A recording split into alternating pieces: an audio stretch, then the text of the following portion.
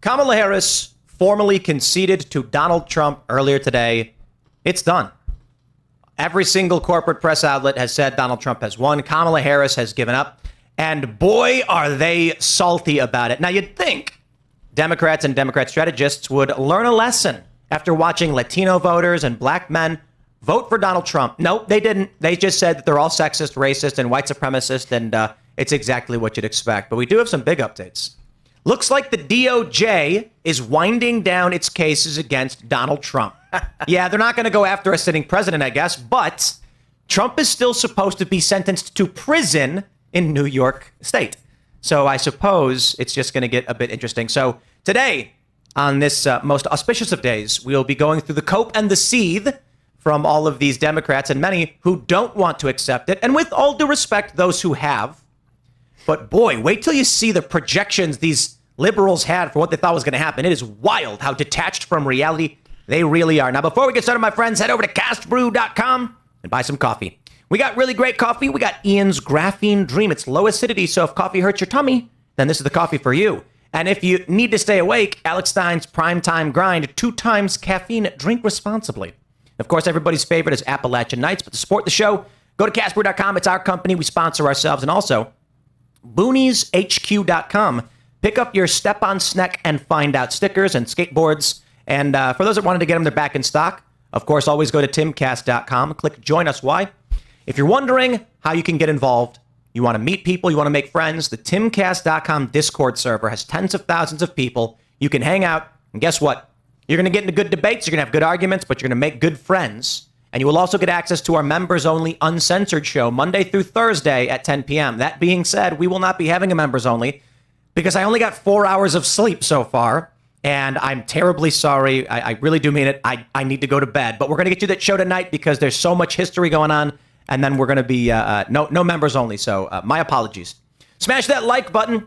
Share the show with everyone you know right now. Post that URL wherever you can. And subscribe to this channel. Did I say that already? Did I mention I'm tired? Joining us tonight to talk about this and so much more is the great AndrewKlavan. Gentlemen and lady. It's nice to be here. You want to grab that mic and try and get his... Yeah, it's close enough. There you go. There we go. I think everybody knows you, but for those that don't, who are you? What do you do? Well, I am the author. I have to plug my book. I was here on election night. I was so excited. I didn't get to plug my book. I want every single person in your audience to go out and buy A Woman Underground, my new mystery novel. I've been a mystery novelist. I'm an award-winning mystery novelist. I'm not a commentator for the Daily Wire who writes mysteries. I'm a mystery writer who commentates for the Daily Wire. And if everybody goes out and buys it and puts it on the bestseller list, we will own this country forever. You know, you got to learn the secret technique that Michael Knowles had. You're familiar? If I have to imitate Michael Knowles, I'm leaving. He turned his book sales into a meme for my audience, and they started super chatting tricks to get me to read what would turn into a promo. So something. What was the name of that book? Speechless by Michael Knowles. And they'd say, Tim, I really need to comment on how serious this is. It's left me speechless, just like the book by Michael Knowles, available now on Amazon.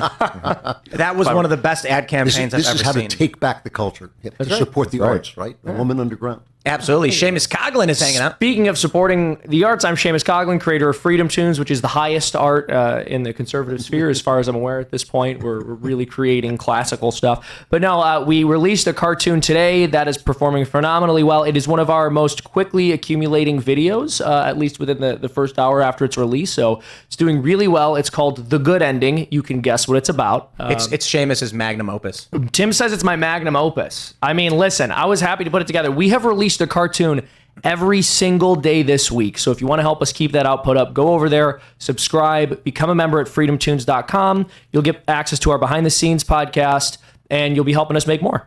Do you actually do the Ben Shapiro imitations on this? Okay, gang, if you're going to ask me if I do the Ben Shapiro imitation, I'm going to have to say I can't do that because I was talking all night about the election, so my voice is gone, and I'm not able to do impressions as accurately as I usually can. Okay, gang? Andrew is getting the shakes.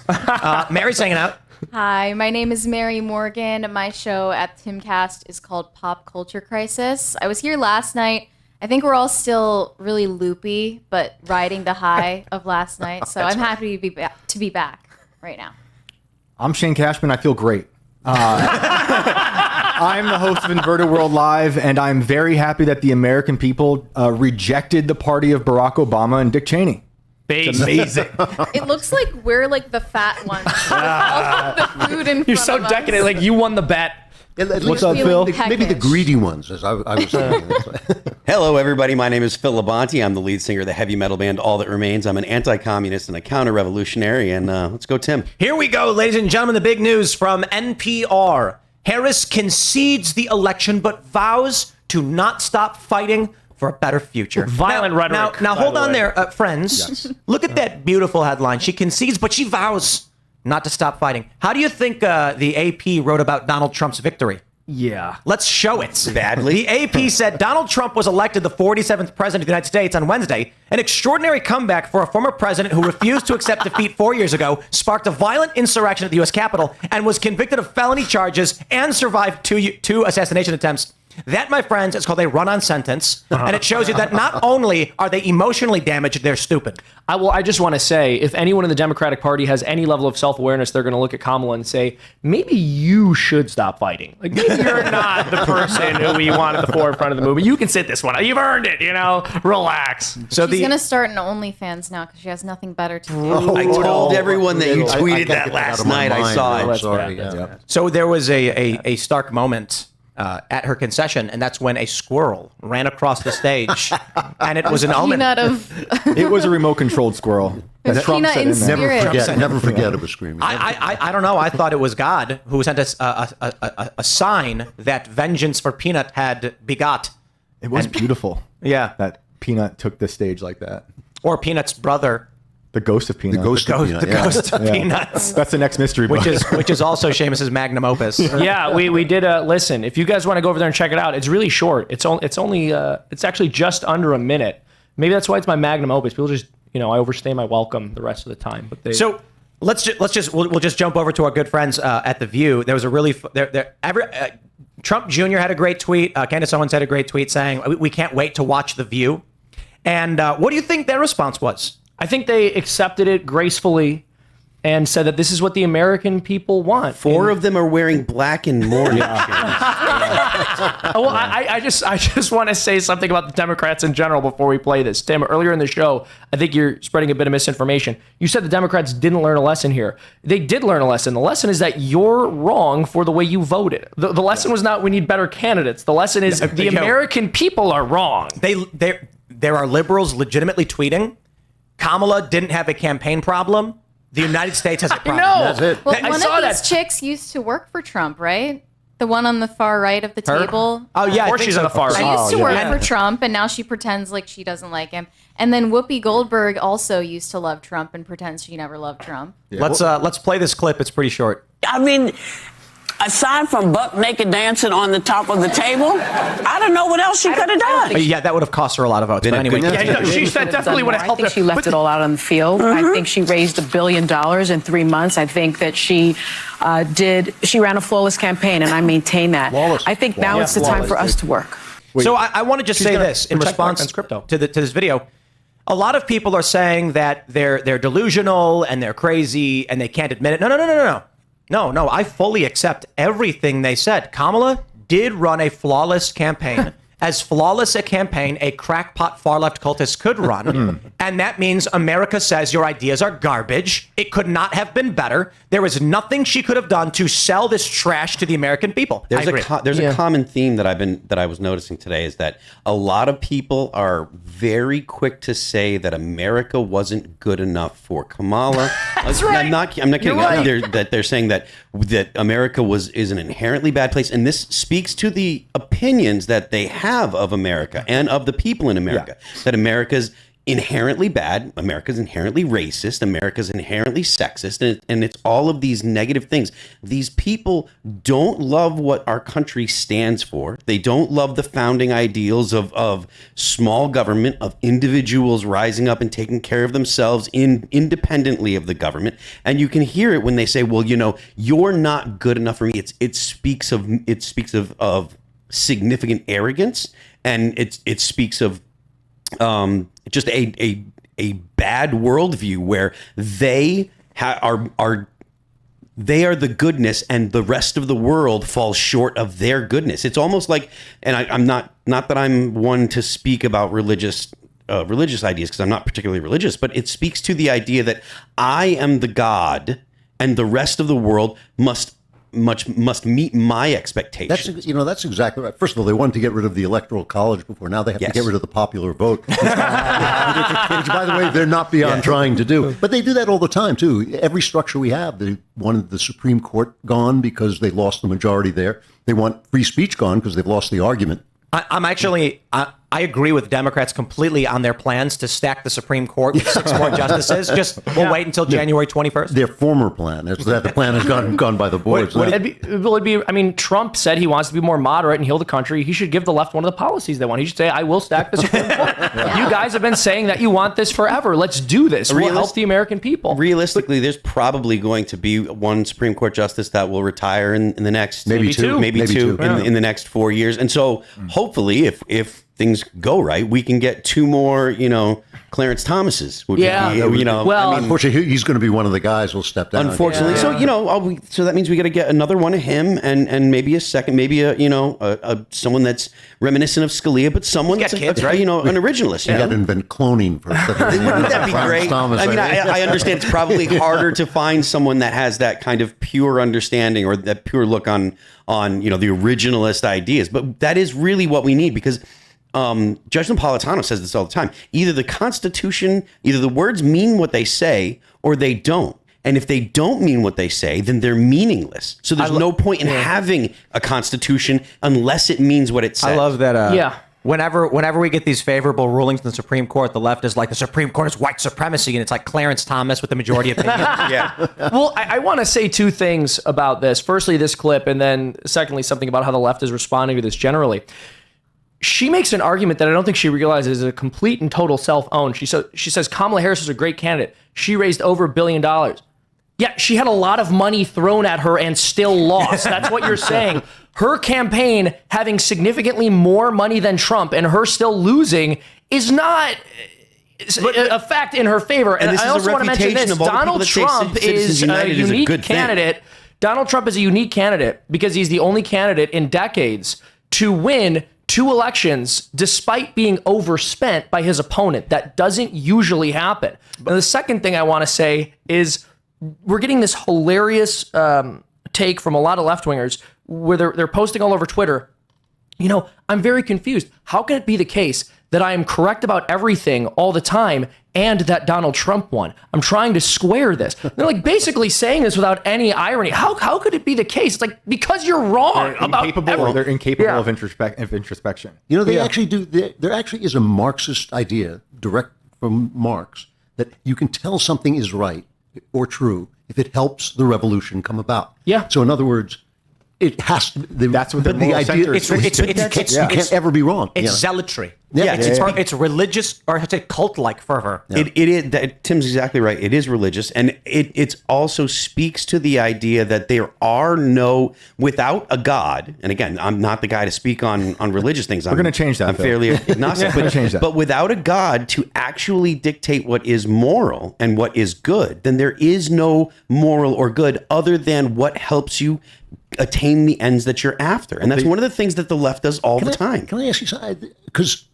without a God, and I don't believe in God because I think he makes me nice. I don't believe in God because I think it's good for the republic. I believe in God because I think he's there. I actually believe he's there. And one of the reasons I believe he's there is if you take him away, everything goes away. The meaning of your body. When they say, oh yeah, you can become a woman, they're right if there's no God. Mm-hmm. The reason you can't is because your body has meaning. So I say that I'm not the best guy to speak on religion because I'm not someone that has not someone that has like the actual faith. Like I believe if you're going to speak on faith, you actually have to believe you're going to speak on a religion. Yeah. And I've got way too many questions and I'm way too agnostic to say that I know. I used to think I was an atheist, but I call myself agnostic because there's way more that I don't know than I do know. Yeah. So true. Yeah. Welcome to the club.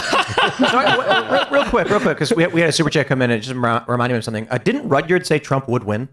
Yeah, I think he did. Rudyard Lynch of What If Alt History, Serge is nodding yes. We had him on the show a couple times in the past few weeks, and he's predicting 1,000 deaths, politically related deaths, by April. And part of his prediction was that Donald Trump would win.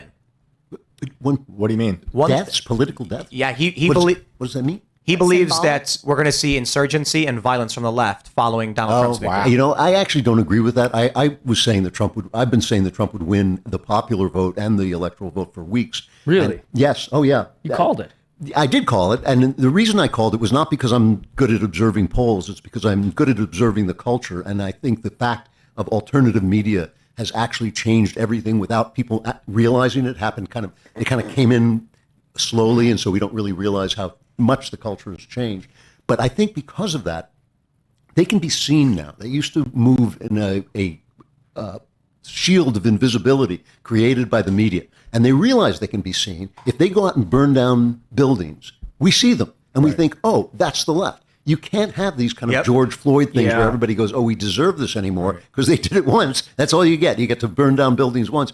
Now we get it. They're the ones who silence people. They're the ones who burn down buildings. The internet was a daylight onto that. Yeah. And There hasn't been much like rioting or violence today. No, right? not almost yet. nothing. There's just a lot of whining on Twitter, and like my favorite part has just been seeing the horseshoe theory borne out, where all of these women who voted for Kamala and call themselves radical feminists are now like vowing to lives of celibacy because they're worried that there's going to be a federal abortion ban. And not just that, it's not just a fear of an abortion ban. It's really just their anger at men who are collectively to blame for Trump's victory. So they're like, you don't get to have sex with me anymore. Like, That it's is like, funny, I'm girl. taking away the carrot. Like, And conservatives are just like, oh no. yeah, and like Please don't. we've been telling you not to have sex with men who you wouldn't have children with. Yeah, Please listen. Well, the white dudes for Harris threatened a sex strike if Kamala lost, and then she lost. Women are talking about getting sterilized. They're talking about getting their tubes tied right now. Like, it's the most insane response. Despite the fact that blue states still are completely unrestricted across the board. Yeah. They don't understand. and have been this whole time. They don't know it's true. They actually don't genuinely know. don't understand. I want to jump to this tweet that Phil had sent me earlier. This is from Kaneko the Great. He says, I'm assuming it's a he, in 2016, there was no peaceful transition of power. Barack Obama, Hillary Clinton, the Democratic Party weaponized the FBI, DOJ, and legacy media to frame Donald Trump as a Russian agent. I'm going to pause there and just insert as a traitor to this country. Mm-hmm. They lied to a FISA court multiple times to secure wiretaps and surveillance on Trump and his team. For years, federal agency heads fed disinformation to the media to undermine the duly elected president, the first populist outsider in recent history. The same media that dismissed Hunter Biden's laptop as Russian disinformation perpetuated the very fine people hoax, portrayed Joe Biden as sharp as a tack, lied to the public about the integrity of the 2020 election.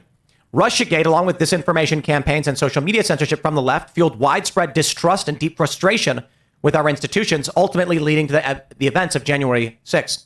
Meanwhile, the left supported BLM protests that caused billions in damages across American cities. I'm going to add to this, as also resulted in 30 plus deaths. Yeah. Yet continues to focus on January 6th because they are obsessed with the smearing of President Trump and his supporters while projecting moral superiority. For Trump supporters who now represent the majority of the country, there was no peaceful transfer of power in 2016. Russiagate was always seen as the real insurrection, a coordinated attempt by the Washington establishment, unelected bureaucrats, and national institutions to overthrow the American people's choice for president.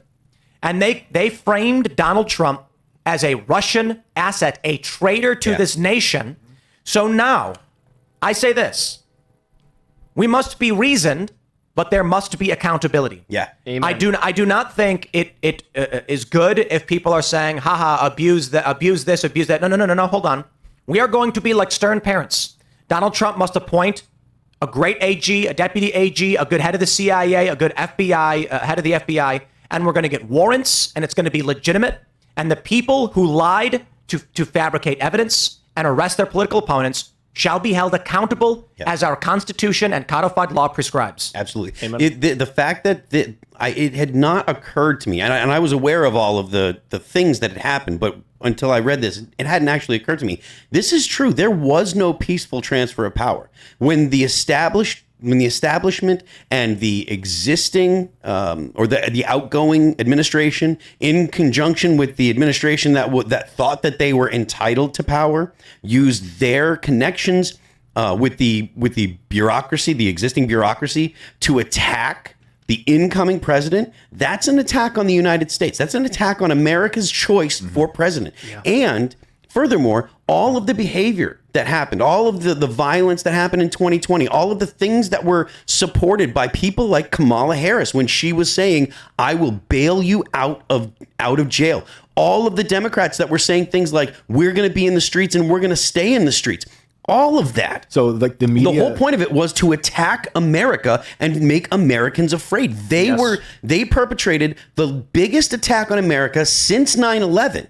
It was an attack on the American people without question. and it was done invisibly. Yeah. The media industrial complex covered for them, and they made them the governments of Obama seem like the victims, right? Yeah, I think and then they projected onto Trump that he was the one doing all the bad things with the transfer of power. Anyone that knew that what was going on, anyone that knew that they were lying about all of the George Floyd stuff, all of those people should be investigated. All of them should be investigated. And if they are found to have actually knowingly lied to the American people and that led to riots and stuff like that, they should be prosecuted. It's amazing that they hunted down people who were passing by the Capitol on January 6th, put them away for long sentences, but nobody has been put away for burning down Minneapolis. Yeah, I mean, none of those people. Unfathomable. But not even Minneapolis. It was the insurrection of May. I call it what is it? M29 in 2020 when they firebombed the White House grounds, firebombed St. John's Church, forced the president into an emergency bunker, and the media collectively laughed and called him Bunker Boy. Right. They raided the Kavanaugh hearings. And they said it was really, really mean that he used the police to get the protesters out of the way, the rioters out of the way, so that he could go to the church across the street. And they lied about that, too. They lied about it. them. Yes, that's right. And I just want to make this point here about what the regime has been doing, because it's not just the case that all of these horrible things happen. We also know that Obama was wiretapping him when he was running for president, and everyone laughed at that. But when Obama does something like that, it's never considered dictatorial. And I actually think that there's a really important reason for that, which is everybody knows that the left-wing machine is not about any singular personality. And it's true that no political movement should be about a single human person besides Jesus Christ. But the reality is it's this conglomeration of ideas. It's about the revolution. It's about forwarding their cause. And there's actually something, I would argue, fundamentally satanic about that. The Venerable Archbishop Fulton Sheen once said that God says, I am who am, and so Satan says, I am who am not. He convinces people he doesn't exist. And the regime as it currently exists doesn't ever want to have one specific personality that they can point to as their sole figurehead. It's always someone who's continuing the revolution. Whereas Donald Trump, while he is supporting our cause, is clearly a once-in-a-generation political figure who is acting of his own volition as well. He was a wrecking ball to the so revolution. his behavior is actually seen as personal rather than some kind of vague adherence to systemic mechanisms. There's two things about that. First of all, it's operational. It allows people to avoid consequences. Exactly. If you don't have someone you can blame, then if there are multiple people, which is part of the reason why everyone is so happy with Joe Biden being an empty suit, all of the people around him were making the decisions, all of the people in his Security Council and Secretary of State and et cetera, they were making the decisions, but then you could never really pin anything on who was actually to blame. And two, the fact that there is no one person to blame, it's just like you were saying, like it is kind of the operation of like what you would call like evil people, right? Can I not blame Hillary Clinton? No, Hillary Clinton's never done anything wrong. That's all right. But that's the reality, right? The people who do the bidding of the revolution and of their movement are never going to get in trouble for anything that they do. Yeah. But it's also the case that their actions aren't seen as personal in any way. Like it's never indicative of their character. It's like, well, they were doing what they had to do in this position that they were put in. Well, that's because they're always trying to forward the revolution. Like exactly. They've also redefined our manners and morals. So if they say, oh, you're a Nazi, they're not being boorish or cruel or unkind. Where Trump says you're an idiot, then suddenly, oh my God, that's how could he say that? Well, you saw this guy. You saw this guy cry over a pager joke being made on CNN after he just called the guy who was talking to a Nazi. Yeah, funny. But then you had, that was a funny joke too. It was a very funny joke. It was like, grow up, dude. Get over it. But then you had, I believe it was a day later on The Hills Rising, the conservative host walked off the show at their break, didn't come back, show was canceled because this lady was calling the other one, said, "You have Nazi writings. I'm not going to bring that up." So when the Hill's Hewitt. Rising, no. This is this is some lady, and it was, I believe, Amber Duke. And then after the show went to break, said, we'll be right back. She didn't come back, and she's like, "I'm not going to sit down with someone who calls me a Nazi." If those are the rules they want to play by, those are the rules we're going to play by. Yeah. And we should. We really, it's amazing. I can't tell you how amazing it is that we don't need them anymore. We do not need them anymore. We don't need to get their information, their misinformation. They have a couple of things. They have tremendous reporting power. So the New York Times can still dispatch reporters to places we can't get to yet. And that's important. And they have this cultural machinery, infrastructure that I've been banging this drum for 20 years. 20 years ago, when I first went to a conservative meeting, because I'd been out of the country, I'd lived out of the country for 7 years. I came back and I thought, oh my God, we've lost the country. I went to conservative meetings and I said, don't you understand? We're not losing the country at the ballot box. We're losing it at the movie theater. Yeah, that's right. And they looked at me like, what are you talking about? Yeah. What are you talking? And we don't have an infrastructure. We have no awards. We don't give artists awards. We have no movie company. We keep thinking, well, can't we get Hollywood to do this? I worked in Hollywood for years. No, we can't. We have to do it. We have to do it ourselves. Do you think something else will now take its place because Hollywood's dead? I mean, all these celebrities, they trotted out. None of it meant anything to anyone. Oh, no, yeah. Nobody. I mean, why do you want to hear, when it's a working class movement that's raising Trump, why do you want to hear from George Clooney, who, broadcasting from his mansion off I was Lake undecided Como until I heard from Oprah. Yeah. Well, no. I didn't know. It's also so hilarious how in lockstep they are. It's true that the Democrats are better in some sense at cooperating than the Republicans are, just because we have different instincts. But it almost seemed to be the case that you had fewer members of the Democratic Party endorsing Kamala than you had members of a Diddy party endorsing Kamala. Like, they all came forward, and they're all going to say exactly what the line is. Because what's kind of hilarious about it is Democratic politicians, they're accountable to the American people. People in Hollywood, I mean, like, they're accountable to producers who also share those opinions. So it's a much narrower thing. And they don't have as much room to say, like, well, I can't make a statement like that, because we're so used to Hollywood celebrities having these perspectives too that no one's going to boycott them. But at this point, we kind of don't have to. People don't really care anymore. I want to jump to this tweet from Zero Hedge, who says, "Sorry to beat a dead horse, but can we go back to what happened here?" And we got this picture. It says U.S. presidential election popular vote, Democrat versus Republican in millions. And we can see in 2012, Democrats had just above 65 million. In 2016, they had just about 65 million. In 2020, they had 81 million. And in 2024, they have 66 million. So the question is, what is this? Where did, as of right now, let's make sure we get the popular vote numbers, because it is getting a little bit closer. Kamala Harris has 68 million. We're talking about 13 million votes. Donald Trump's got 72. So he's about 1.5, 2 million shy of where he was in 2020. And with some coming in that may be around the number. So Trump's about where he was. Where did 13 million Democrat voters go? Do you think something weird happened? Well, it was voter suppression. It's hard to get an ID, and they expected all of those people to. Now we just know the havoc that wreaked. That's right, yeah. Half their voters. But more people voted in this election than in 20. See, I'm a little worried about this chart here. More people voted in this election than in 2020. And the people who showed up were Trump people. Yeah. So she should have about what she had. I don't think that's true. I mean, the numbers that we have from Decision Desk right now is Harris 68 million and Trump's 72 million. And Biden had... How many were counted of all the votes? So... Because it is true, California is not completely in yet, only 60% reporting. So we are waiting for more. Perhaps California is going to come in with an additional 3 million for Harris. Because that's what the Decision Desk was telling us all night during the election. This is a much higher than 2020, yeah. And that was where the difference was. Actually, we caught that early on. They gave Florida 100 million residents. Yes. So we're halfway through the night, and we were like, wow, Trump already has 88 million? I mean, this is massive. And then they corrected and reduced everything back down. Okay. So it is possible with California. Let's hit refresh here. California's got 59% reporting.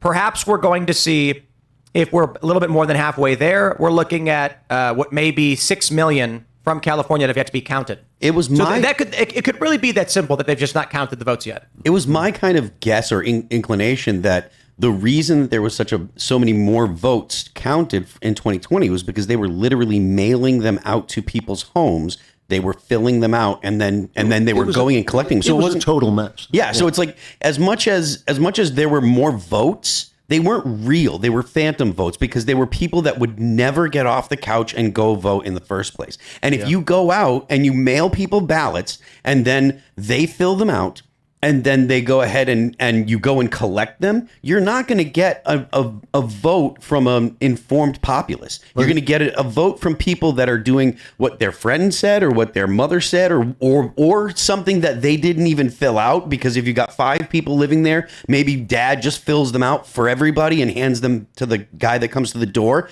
So the idea that it's some kind of accurate vote to have those, I think that's absolutely ridiculous right on its face. Just because it was a novel way of carrying out an election in the first place due to the COVID lockdowns and everything. It was insane that no other country that has a responsible democracy has this problem. No other country. It's incredible. And we'd mentioned, all right, responsible democracy. Well, I'm not saying like, I know. in Russia there are votes, but who knows? The reason I highlight that is what we're basically saying here, what you're saying here is, it is apparent to us that any country with these problems is not a responsible democracy. Not acting responsibly in its democracy. And it's bad just to undermine people's faith. I don't even know. Yeah. I won't even guess, because no one has ever proved what happened in 2020. But the fact that we don't know is unnerving. Here's a quick question, though. Should we have immediately, I think we should, an audit, special counsel investigation of the 2020 election? 100%. Absolutely. 100%. It'll be impossible because they probably got rid of all the evidence. And just watching what I saw in the Maricopa County Court was a mess. If we're going to spend $35 million investigating whether or not Trump secretly worked for the Soviet Union going back to the 80s, which is psychotic, we can at least say we will allocate similar funds to making sure our elections are safe and secure. I don't think there's anything wrong with that, but I do think that what should happen is there should be some kind of legislation from the federal government that says states must update their methods of doing the vote. Not that it has to be the same as everyone, but must secure their elections. After the 2000 election, Florida went and renovated their entire election system. Yeah. And I don't remember who actually said it. It might have been Ben when he was talking about it. But everyone looked at Florida and was like, "What the hell are you doing?" Right? Like after the whole hanging Chad thing. So Florida went and they renovated their entire election system. And yesterday they had every vote counted 2 hours and 45 minutes after the end of the closing of polls. Yeah. And there is nothing that prevents any other state from doing the same thing. And I made this point yesterday. The only reason that states have not done that is a lack of will, a lack of a desire to actually make that happen. We live in a society where a guy launches a rocket into space and it comes down and he catches it with a tower and it's the size of a damn building. Don't tell me that we can't figure out, that states can't figure out how to make elections work properly when there is an existing state that has done it, and anybody that wants can say, "Excuse me, Governor DeSantis, what do you guys do down there? I would like my state to do that." The only thing that lacks is will. You're a racist. Touche. and that is the lesson Democrats learned. That you see, the Democrats did learn an important lesson. They haven't been calling us racist enough. There you go. That's it. 100 times per hour. CNN's working on it. Well, in 2016, if you notice this, they kept calling everyone racist leading up to the election, and then Trump won anyway, so they started saying white supremacist instead. Then everyone was a white supremacist, and now they're going to have to move on to something else. Turbo Hitler. It sounds like a video game, though. Turbo Hitler. This is kind of the other thing about this election, though, is that Trump won demographics that no Republican has ever won, which to me marks the end of this phase of the leftist strategy. This identity politics, as they politely call it, because it's really just racism. You think they can give it up? I don't know how they give it up, because what else have they got? That's all. What else have they got? The one thing that saves us is our policies actually work. Right. They can make life better, and their policies immiserate everybody. Right. I mean, life is just more miserable now than it was 4 years ago. I think it's just Democrats want short-term gratification, instant gratification, and so they're sitting there thinking like, "Why can't I do drugs? I'm going to vote for drugs." And then the right is saying, hey, over a long period of time, that's going to break down and destroy what makes this country function. Yep. So we were at a point in human civilization where we do, let's just go back 200 years. Wake up, son. It's the crack of dawn. If we don't farm, we will die by winter. And that's life. And now it's, are you waking up, son? No, I'm sleeping in. Okay. There's cold pizza on the stove. Yeah. You want for nothing. Yep. iPad's charging. And so now, because people have separated themselves from the realities of nature, and we have become so luxurious, they're sitting around being like, why do I have to work? The government should pay me for no reason, and then I can buy McDonald's whenever I want, and my rent is paid. Not realizing that labor has to come from somewhere. So this is what the Democrats' policies are now built around, a disconnect between the reality of survival, the work requiring it. So when they're voting for things, they're so far detached from what we need to do to survive. And it has changed over 200 years. It's no longer go farm because winter's coming. But it is similar to, hey, there has to be some degree of labor you do. They're saying, nah, vote so that we do literally whatever we want, get abortions whenever we want, do drugs whenever we want. And Republicans are just saying, yeah, in 5 years, society collapses if you do that, as evidenced by the border policy. Let them all come in. They're poor refugees. Now women are being raped and murdered. You've got Tren de Aragua taking over buildings. And Democrats can't seem to understand that they're insane. Because they support policies that promote nihilism. But hold on. These people have no meaning. How does any of this affect you personally? Why are you so obsessed with other Why do people? you care so much? Why do you care? No, I mean, everything that Kamala was campaigning on boiled down to abortion and stocking stuffers. This is the party that rolled out a human what- sacrifice truck at the DNC. We're just going to give you everything you want. The business loan for Black Americans, that was insane. Black men's crypto that's a needed to be great protected point. They're too. going to just give you money to buy a house Mary, because that's how that works. That's a great point, and I think that part of the problem is if you look back 20 or 30 years, all of the real things that the Democrats would have run on back then, they've got them all. Essentially all of the reasonable policies that the Democrats have wanted have been installed and at least attempted. All of the social programs, everything, even including some form of safety net for healthcare, right? So in the U.S., because of the ACA, it's not the single payer that they want, but it is some kind of safety net for healthcare. And so they've literally run out of things that are reasonable to be able to achieve. They're charged up on Roe getting kicked back to the states. Yeah. So they got that. And then and that's true. But 20 years ago they had that. So sorry to cut you off. But the point is there was a time where there was a golden period for about 5 to 10 years where the Democrats didn't have anything to complain about. The left had nothing to complain about. And so the far left moved in and said, let's remake society so that way we can perfect man. Did they just become woke because they were bored? Like, is that what happened? Because the revolution never society starts to focus on gender a lot. I'm worried about Trump's victory because they're going to realize that they can't be woke anymore. So they're going to whip themselves into shape and recalibrate, as we were talking about last night. And I don't know what the right can do to compete with the left if they decide to be cool again. I'm usually not very optimistic about the way the left is going to act, but I'm very optimistic about them never abandoning the woke coalition. Yeah. I do not think it's going to happen. They have, in the past, shifted a little bit to the right on certain issues after they've gotten totally destroyed. But you look at the absolute landslide victories of Nixon and Reagan, and the fact that the left only moved further and further to the left over the ensuing decades, and they always inevitably overplay their hand. I think it might recede for a bit, and then it will come back bad. It's possible. It's possible that coalition will get pushed out. It's possible that coalition will start to get pushed out in a publicly facing way, but ultimately they're still going to hold on to them. But Kamala, obviously, she had to come closer to the center for the election, for the purposes of the election, and maybe was planning to go back to her rhetoric from before afterwards. But if she won, but she didn't win,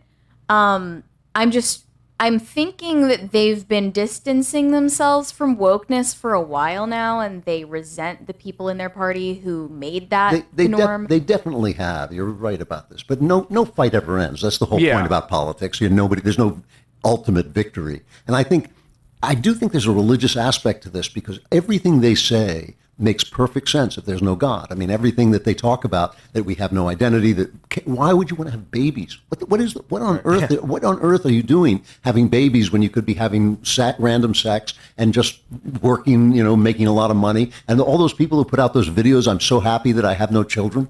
And you go like, I'm happy I have no life. That's great. Well, that Yeah, what yeah. does like mean? hedonism and licentiousness, dare I say, predated wokeness? What did?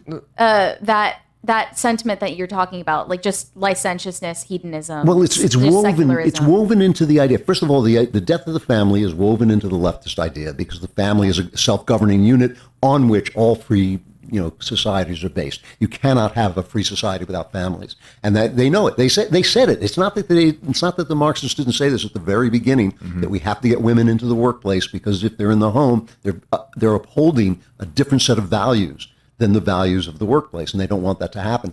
But still, at some point, you have to stop and think: is this the life that we really live? I mean, do people not want children? Do they not get meaning out of love and out of raising a family? Most of us are not going to leave anything behind but children. I mean, It gives you a life that goes beyond your own life. I think what women are really struggling with right now is that they don't need men anymore, but they're wondering why they still want a man. Why they want the man. It's very confusing for them. They also don't understand. but They also don't understand, as somebody who's been not just happily but ecstatically married for longer than most of you have been alive. I can tell you, when they talk about marriage, they have no idea what they're saying. But they do need men. And so Exactly. this is a false Well, I idea mean, where what's everything happening in their is life is they're crafted relying to make on it seem they're like they relying on don't men in need men. government and men in labor to do things, get taxed, and then give them money without any social attachments. Yes. So you've got liberal women literally going on camera saying, we don't need men. And okay, honest question. What happens if every single man phased out of existence for 2 days? I should clarify it. They know that they don't need to get married to survive. Yeah. Yes. So they don't need a specific man. That is only if in they're not order having to kids. survive. Because what ends up happening is the story, a tale as old as time in the modern era, women who think they can have it all and struggle. I mean, things are going to change when they invent, which they soon will, when they invent a womb that exists outside of women. They already have. It's a question of regulation at this point. So they've already grown goats, I think. Yeah, they have land. And so now we know that we can do it, but regulation. Elon God, Musk smite just us. told Joe Rogan that in 20 years there'll be more humanoid robots than humans. Yeah, So- yeah. I'm not sure. I'm not sure you he's go. right about that. One of the things about this, the AI and the robot thing, it's not real intelligence. They keep saying they're going to be more intelligent than people, but they're not intelligent at all. They're not doing what we do when we think, and they're actually just computing algorithms. And also, thinking without a body, without a flesh and blood body, isn't thinking either. Because if you're not thinking about death, you're not actually thinking about anything. It's also not a they. It's an it. It's an it. Yeah. So Exactly. when you have It's these absolutely true. lonely young men, Someone's on going these to clip AI that, dating by the way, apps, and it's say you're true. saying that So about pronouns. When there are Like Tim lonely said, young they're men, not a they, they're a and when there are lonely young men using dating apps, and they think they're talking to this character. Did you hear about the young guy who killed himself because Yes, he was I dating did. Daenerys Yeah. Targaryen? Yeah. That's the way I describe it is a gigantic horror monster with tentacles, and each tentacle is wearing a mask and sticking in the face of a young person, being like, "I'm your friend," but it's one disgusting monster. But I feel like that's the fight of the future with our country or the world is debating about whether humanoid robots have rights. Yes. And yes. I'm not even kidding. Like that's what's going to happen. Can they vote? Well, The it's answer going is to no. get really, really I don't creepy. obviously believe that, but I don't trust them. Well, and I think you and I and Mary and Andrew would all agree as Christians, and I'm curious what Tim and Phil think about this, but we would all, I would imagine, agree that there is no there. That it's not actually conscious. It's just a robot that seems to emulate human behavior well enough so that we project consciousness onto it ourselves, but it's not really there. But Seamus, and what I could foresee, what's that? are you not doing that with other people? No, because I have good reasons to believe that other people are actually conscious, whereas I don't have reason to believe that circuits with electricity flowing through them can produce the phenomena of qualitative experience. The philosophical challenge is, what is your reason? My reason is that I would have to make more assumptions than the null hypothesis to get to other people aren't conscious. Whereas with a robot, But that's no, that's true. The most straightforward assumption is that other people are conscious because I'm conscious. You're right. I can't actually know for sure other minds exist. There are think assumptions therefore you I have am. to make. Exactly. Yeah, exactly. There and are so some it's assumptions a you have to relativity make, assumption that but, yeah. this is an object that doesn't exist, that hasn't occurred naturally. as we exist. Therefore, there is a greater assumption that there is a consciousness within a machine than there is a consciousness within a person. Yeah, exactly. You would have to do more mental jumps to get to that, and I just don't believe that it's a tenable position. Also, one of the most important things in philosophy is don't believe what you don't believe. In other words, nobody really, like I could say, how do I know that bottle isn't sitting there, thinking, please don't drink me, I'm trying to live here. Yeah. But we know, we actually do know. I don't have to be able to explain it. We know. It's the question of when somebody says, Matt Wall says, what is a woman? There is no real answer to that. It has nothing to do with chromosomes. It has nothing to do with, we know what a woman is. Right. We know instantaneously what a woman is, and we could be fooled, but then we're wrong. That's just a... Let's jump to this story from the New York Post. New York Attorney General Letitia James says we are prepared to fight back in dumb and bizarre presser with Governor Hochul after Trump wins presidency. So the gist of this, which I care a little about, is that Donald Trump is waiting sentencing on the 26th of this month. New York Times says what to know about Trump's New York criminal case after the election. He's the first felon elected president, has a sentencing scheduled for November 26th. He has many ways to avoid punishment. Interesting. They say more than 5 months after he's been convicted, blah, blah, blah. Trump, the first former president, they're wasting my time. If the judge grants his request to delay it indefinitely, the 78-year-old defendant might never face consequences for his crimes, or at least not for years. And although he is still fighting 3 other criminal cases, 2 are federal, he will soon have the authority to shut them down. Here's what we know about the status of Mr. Trump's New York criminal case. Will he be sentenced? His victory provided him a way to wiggle out of his sentencing, and he might succeed. As soon as this week, he's expected to ask the judge, Merchan, to grant another delay. After granting 2 prior delays, Merchan might once again be amenable to postponing. And even if he's not, Trump can appeal his decision and seek an emergency pause in sentencing. This is the stupidest thing I've ever read from a bunch of morons. Because I'll tell you this. Donald Trump will say, I'm not doing anything. I'm not filing anything. I'm not going to do anything you ask me to do. January 20th, I will be sending federal agents to knock on your door and rip these documents from your courts and rip through each and every one to figure out what the fraudulent BS in this all was. And he has a popular mandate to do so. So I will stress to the morons at the New York Times, Trump won the popular vote. That means with 34 felony counts and everyone having seen the news about the claims against Donald Trump, we reject them. The victims of this crime claimed it never happened. Falsifying business records is ridiculous. Trump had disclaimers to the bank saying these could be wrong. The bank said, yeah, we knew that this information could be wrong. He didn't falsify any. Oh, I'm sorry. That was the other case. That's the other This case. is Stormy Daniels. Yeah, this is Stormy Daniels. But nobody can tell you what he was convicted of. He wasn't. That's right. And this was the case where his lawyer, Cohen, was the one handling all of this. And Trump said, I don't know what he was doing. Yeah. So all that matters is this criminal case, 34 counts, is Trump says to New York, the majority of the population of this country has sided with me. You choose, because I'm going to tell you what's going to happen next. We're going to go to a DOJ. We're going to appoint an AG, and we're going to open an investigation into what this case was, and they're going to rip through your documents, and it will be you sitting on trial. Yeah. Well, there's something I'm noticing here, too, and I'm glad that you pulled this story up, because earlier today, Kamala Harris conceded peacefully, and we've been seeing a lot of different Democrats, prominent Democrats, congratulating Trump. There's been a lot of copium and a lot of salt with the actual voters, but prominent Democrats have been saying, oh, this was a totally fair election, we're conceding, which is a little peculiar to me because I haven't seen them do that before. And so part of me is wondering if they're putting on the face, they all got the talking points, say it's legitimate, say it's legitimate, say it's legitimate, so that when it comes time for him to be sentenced, we can all say, oh, no, we believed the election was legitimate because we're fair and impartial, but he does have to go to jail, and now we're going to call him an illegitimate president for not complying with New York state law. That's their pivot. Yeah. I don't think this thing that he was convicted of in New York will stand up to any scrutiny whatsoever. I think any appeal is going to tear it to pieces. The judge at one point literally said to the jury, you do not have to know what you are convicting him of, right, as long as you are convicting him of something. I asked John Yoo, the lawyer from Berkeley, I guess, I said, when I heard that, I felt my soul leave my body because I thought, what country am I in? Where am I? That you would say to somebody, you don't have to know what you're convicting him. And I said, was that me? And you said, no, that's actually the craziest thing you ever heard. I mean, I think that the most likely thing is because of the situation with him being the president, the appeal will have to be, moved up as fast as possible. They're not going to put him in jail until the end of the appeal, because or until the appeal date. That's just ridiculous. Yeah, First of all, I mean, I don't know that I think that that's not actually standard procedure anyways. Like if someone's still on appeal, they can still stay free. Usually you can. Yeah. So he's not going to jail. Yeah. Even though he's supposed to be sentenced, he's not going to be sentenced. And even if he is sentenced, he's not going to go to jail. And even if they tried to put him in jail, Secret Service is going to say, no, he's not going to jail. And there will come, and if necessary, it could come to a point where Secret Service is saying, try it.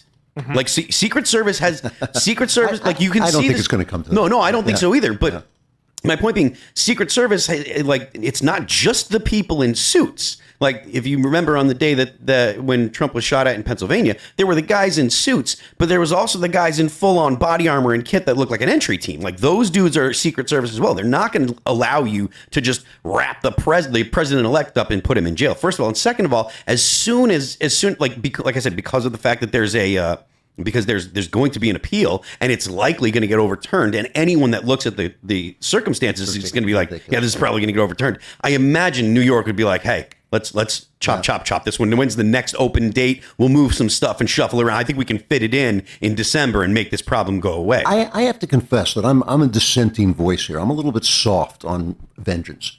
I know it's just, but I think it may be a mistake. I think that one of the best things that Trump did, and boy, people on my show yelled at me when I said this, when he said he wasn't going to put Hillary Clinton in jail. I'm going to yell at you. That is... No, I thought he was absolutely right. He said this is not the right way. It's not the way we do politics here, that we put the last guy in prison. They did that. He's got to look better than that. And I actually think, I predict this. I will make this prediction. I think this is going to be a great presidency. I want it to be about the future. I want it to be about making my life better. It doesn't really make my life better to put a bunch of bureaucrats away. That part doesn't bother me about Hillary, but I do want to see accountability big time for people like Fauci.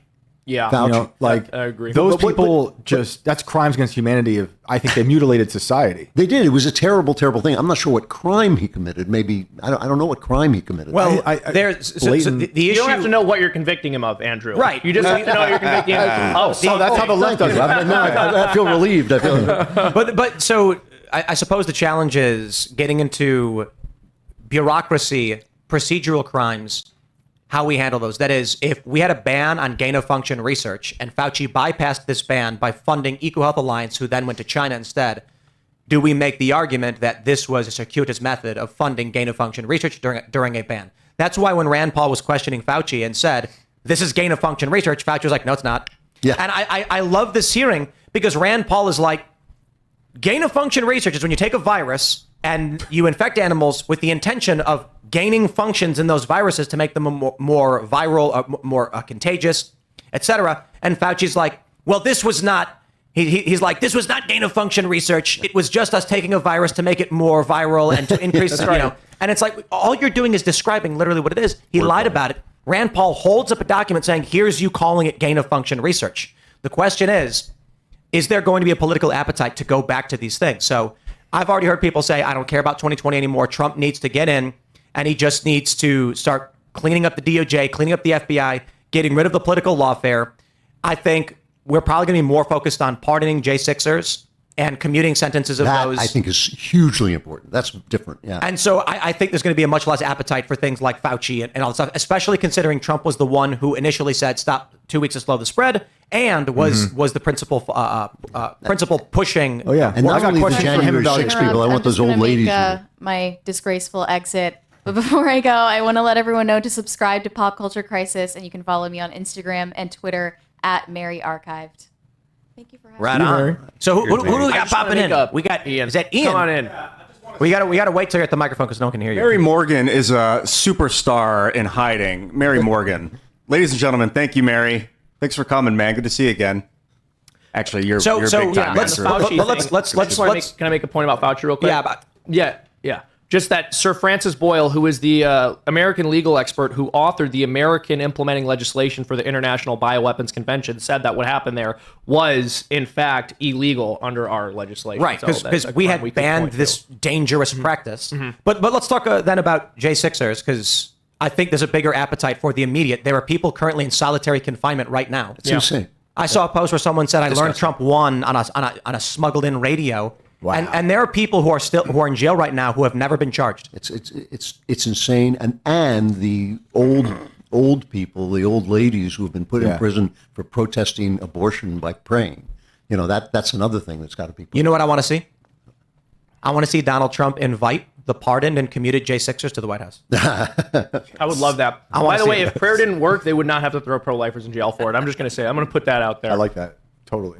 What do you think would happen if Trump pardons these people and then says, we're going to invite, it's 700, 800 people to a party at the White House, a special event? It wouldn't be their first time in a federal building. We know that they would stay within the felt ropes, most of them. I know my way around. You don't need to show me where the bathroom is. I know where it is. But the reality is, even though that would seem like it would just destroy the left and it would be hilarious to see, they have actually run out of histrionics. Like I don't know that they can get more upset. They can't raise the alarm further than they've already raised it. I'm not going to say that they haven't already said if he does that. People have literally said they don't care. This election, if it's about nothing else and it's about many other things, it is people saying we don't care about your hysteria. They don't. Exactly. They did not think that January 6th was an insurrection. Totally. That people do not believe that. And we rejected all of their lunacy. And why would they? I mean, they burned down cities over a drug addict dying while he was resisting arrest. Yep. They wanted to tear down statues of George Washington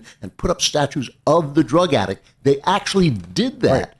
Right. Yes, but I do want to mention, because I have to mention this every single time, a mural of George Floyd with a crown on the side of a building was struck by lightning in the center of the building, and his image exploded. And this is real life. And I don't know if that makes you guys have more, if you think it's a miracle or God intervened or what that means, but yes, of course that's what it means. What's wrong with you? But no, the January but let's just. I want to mention this. The story is there's a brick wall.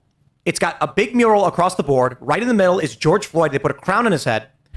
During the day, several clouds started to appear slowly over the area. It was not overtly cloudy. There was light rain, and then lightning struck this one part of the building, blowing up George Floyd's picture. My thought's always been that they used electrically conductive paint on accident, but that's still God's will through the human doing that. He punished people for making a golden calf. Yeah. You know, with the J6, I think he should pardon everyone and have them to the White House, but I think instead of doing it all at once and having 800 people, which one might cause a panic that he's having, is he's amassing a mob, but that's the point. Forget about that. He could bring them in segments of 20 at a time every week, schedule, so he can actually so he can actually meet them and talk to them and give them individual time and attention, which I think is the point. You really want to give these people appointments, cabinet positions. Let's go. But that'd be cool. Like every have couple them of weeks, oversee election integrity. over the next year or two, you could schedule where people could really go and get to know him, because God, these people have been through hell on earth. Like, what a reward to be able to spend some personal time with Donald Trump. And so the Lion super chatted, Enrique Tarrio deserves a full pardon. Yeah. And it's true. He wasn't even in D.C. Yep. He simply sent a message saying, don't leave. And we don't even know the context of what don't leave means. We also need to remember a lot of these people were forced into saying that they were violent at these things when they really weren't. Yep. Right. Yep. Well, when the feds come after you, I mean, they have something like a 90% conviction rate. 99% conviction rate. Yeah. So people confess. They fold. Which, by the way, is a red flag. That is a red flag whenever we look at any other country. We go, oh, their justice system is a kangaroo court system because they convict 99% of whoever they go after. Yeah. Right. But when it's the feds, we're like, they sure are good at getting evidence. I want to jump to this story from NBC News. DOJ moving to wind down Trump criminal cases before he takes office. The step complies with long-standing DOJ policy that sitting president cannot be prosecuted. Two people familiar with the matter told NBC News. So this is absolutely hilarious. Trump's going to fire these people. I have to imagine. What do you think Trump does when he walks in to the DOJ and there's a guy standing there holding the "I'm prosecuting Trump" file? You think Trump's going to be like, "It's okay, we're all good, just stop, and then you can keep your job," or is he going to be like, "You out"? Well, remember with Comey, he left Comey, and he is the one thing about Trump. I keep saying this over at the Daily Wire. They keep yelling at me for saying it because they don't actually believe it. He is really smart, and he learns things, and he changes over time with what he learns. He didn't fire Comey. It blew back on him. I think he's going to populate his cabinet a lot faster than he did before with better people. They're not going to come from the rhinos who hate him. Yeah. And then I think he's going to fight. If he doesn't clean out DOJ and FBI, then he hasn't learned anything. Then I'm wrong. It's my personal opinion that everybody that's GS13 and up needs to go. If you're GS13, Get rid of them. Yeah, get out of here, because anyone in upper management, those people don't get to those positions unless they're ideologically aligned. Yeah. Right. If you're middle management, you might be ideologically aligned. You might not be. You might have your eye on those prizes. But if you're middle management, you're not going to have the same kind of impact that people in upper management will. So if you're GS13 at state, you're out. GS13 at CIA, get out. NSA, get out. DOD, get out. Anyone that's a civilian, that's, like I said, GS13 or higher, beat it. Fire them all. I'm scared where they're gonna wind up in our society. Dude, where are they going to be able to do more damage? Because they're like domestic terrorists. in my McDonald's is opinion. hiring them. Wait, what do you think? They're going to Kamala will storm give the them a Capitol, Shane? That's a genuine concern. Like what happened in Iraq.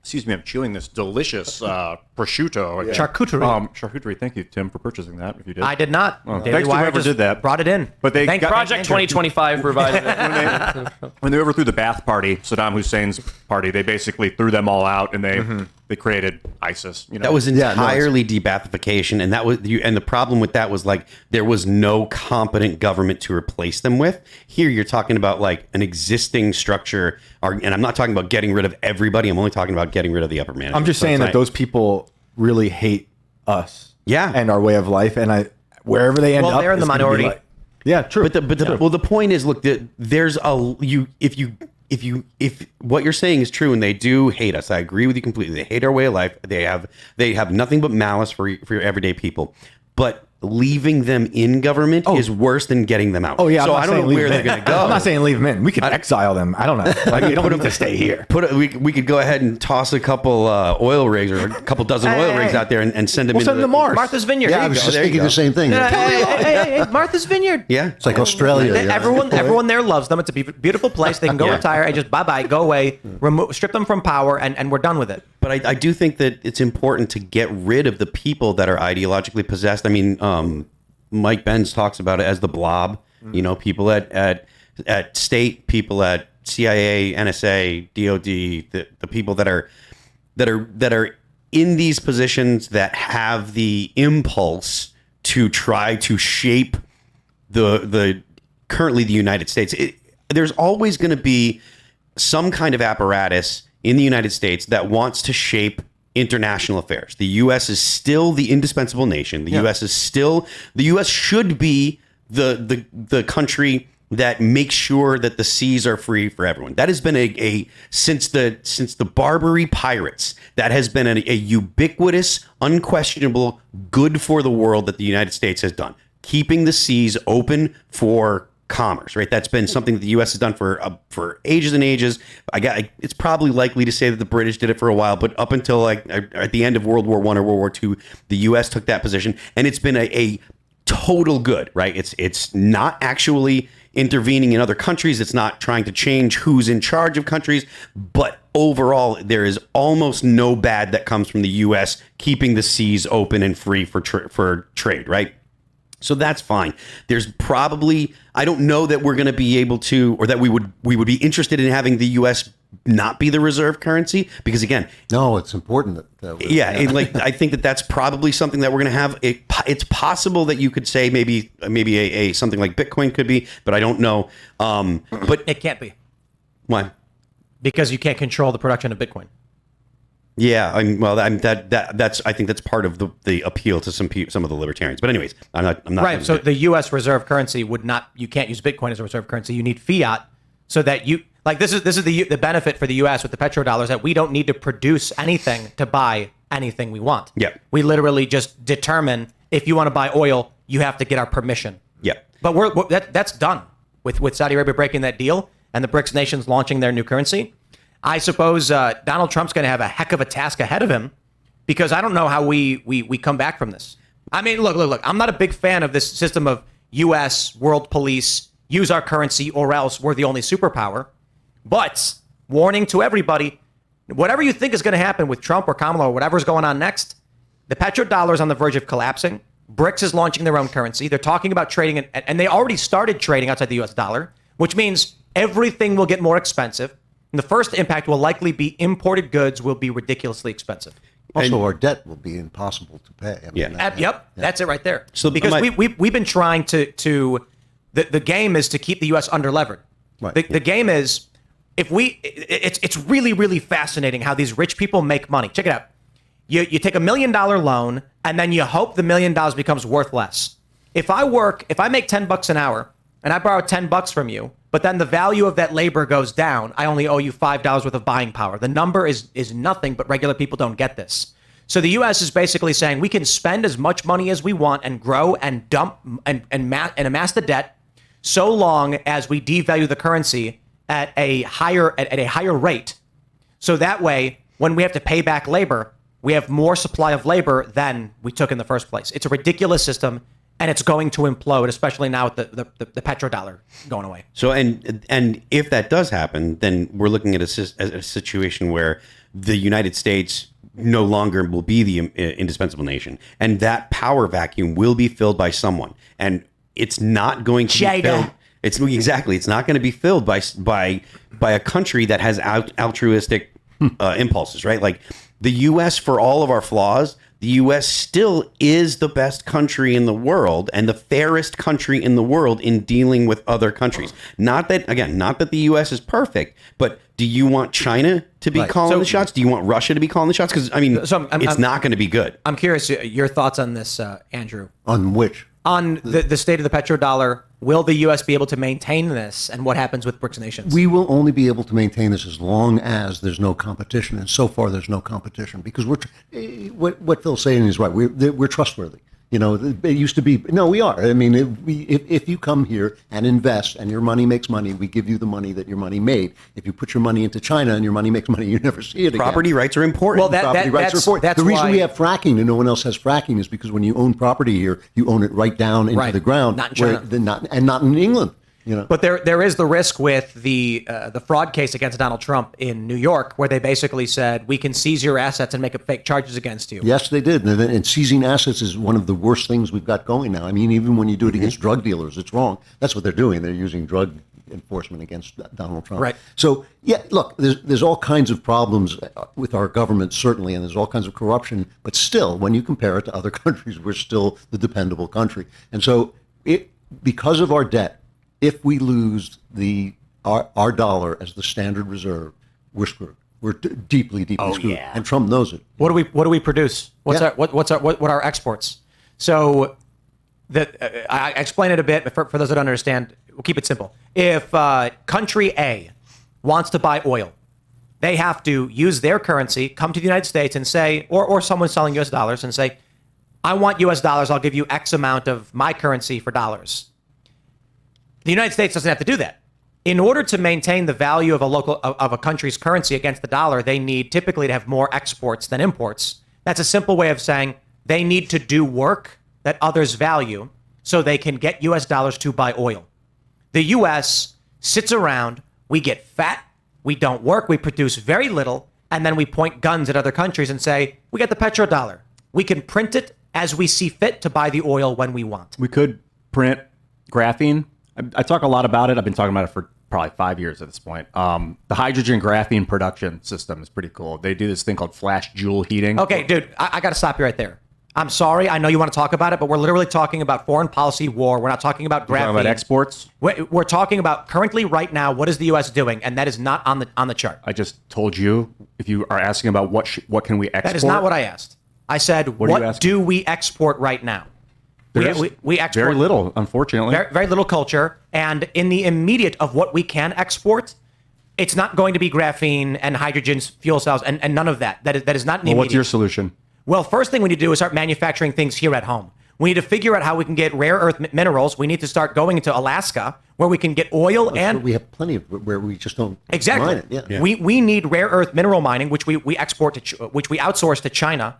First thing we need is our own manufacturing base so that we don't have to worry about buying oil in an international market. When we produce it here at home, we produce various fuels of our own volition, in which, sure, hydrogen could be a component, but we need to have a self-sufficient economy that's not reliant on a petrodollar. But instead, the people of this country slowly stopped manufacturing things and we sent it all off to China. And the idea was they will do our dirt labor and we will be an intellectual base of producers or something. It's not what happens. What earth minerals? rare earth minerals. Which ones? Literally rare earth minerals. What minerals? Rare Tim? earths. I'm asking you. What Cobalt. metals? Cobalt? Sure. So we're talking about rare earths. I'm just asking for specifics. I gave you a couple of chemicals that we could start making. Graphene is not a component of base structure of infrastructure in the United States. You that put it in roads, anybody you can is make going, buildings with it? And it's not something that any sane and rational person is going to be sitting here saying, what can we do? They're going to be saying we need fuel in the immediate, which is oil, coal, and that's typically it. Those are natural gas, and those are the That's methane. Coal is the principal producer of electricity in this country. I think coal is what do you remember? It's like 40 some odd. You're burning the All of it is. It's the steam energy. But it's energy return on energy invested. So with coal, you can generate more heat than which creates steam, which more than other materials. Nuclear has the highest energy return on energy invested. So once we get a nuclear plant going, that makes sense. But the question is, what is the labor force of the United States? What will sustain our economy and allow growth and development in this country? Right now, we export very little. If we don't have a petrodollar system, we better start drilling right now. And I think the first thing we do is we go to Alaska, which is a massive, massive area of natural resources that are untapped. Because, we had the conversation with Jack Posobiec and Daniel Turner. Rich people see it as their playground, and they don't want to use it. Instead, they want to go to Afghanistan to get cobalt. To your point, Tim, like once they start approving new licenses to drill into places like Anwar and stuff like that, that's going to affect the futures market, right? And then the price of fuel goes down in the future because on the futures market, and that will affect like the global price of oil, doesn't it? Is my thinking correct? Sure. Yeah. That means that like if you just start signaling to oil companies that you're going to do those things, you're going to see a fairly fast return on your initiative by the price of oil going down, and that turns into the price of everything going down, because we've talked about that on the show. Everything is transported with fuel, and the cost of fuel is built into the cost of everything, and it's one of the most easily manipulated price costs, right? You can't change the cost of 18-wheelers. You can't change what you pay, your drivers very quickly. Like those kind of things take time to change. The cost of a fleet, the cost of upkeep, the cost of maintenance and stuff like that. But the cost of actual fuel, if you can drop the cost of fuel by $1 a gallon, that's real savings when you're using, 50,000 gallons in a month, and that translates to real savings to the customer. The problem is we're talking about two different systems that are in conflict. It's not true that we don't produce anything or export anything. We actually export ideas and creativity. We have Silicon Valley, which is massively creative and creates all kinds of, all sorts of things come out of America that are intellectual property. It is true that we try to move our manufacturing into other countries to get cheaper labor because we have unions and rules and things that they don't have. And that was the benefit was supposed to be now you have an iPhone that's affordable because it's being made by slaves in China. Basically, a suicide factory. Now the problem with that is we have a workforce, our people who are out of work. And that's a different way of looking at things. One idea is we're one global community, and we're all going to just put different things in different places where they all go well. And the other is, no, America first. First, we have to make sure our people are working, and that's the problem. Is it your sense that tariffs can actually help affect that? Because when people think of tariffs, they think, oh, well, there's going to be tariffs on everything. It's going to be a blanket thing that happens to everything, and so every price goes up. But we already have tariffs on stuff. Like there's tariffs that exist now, right?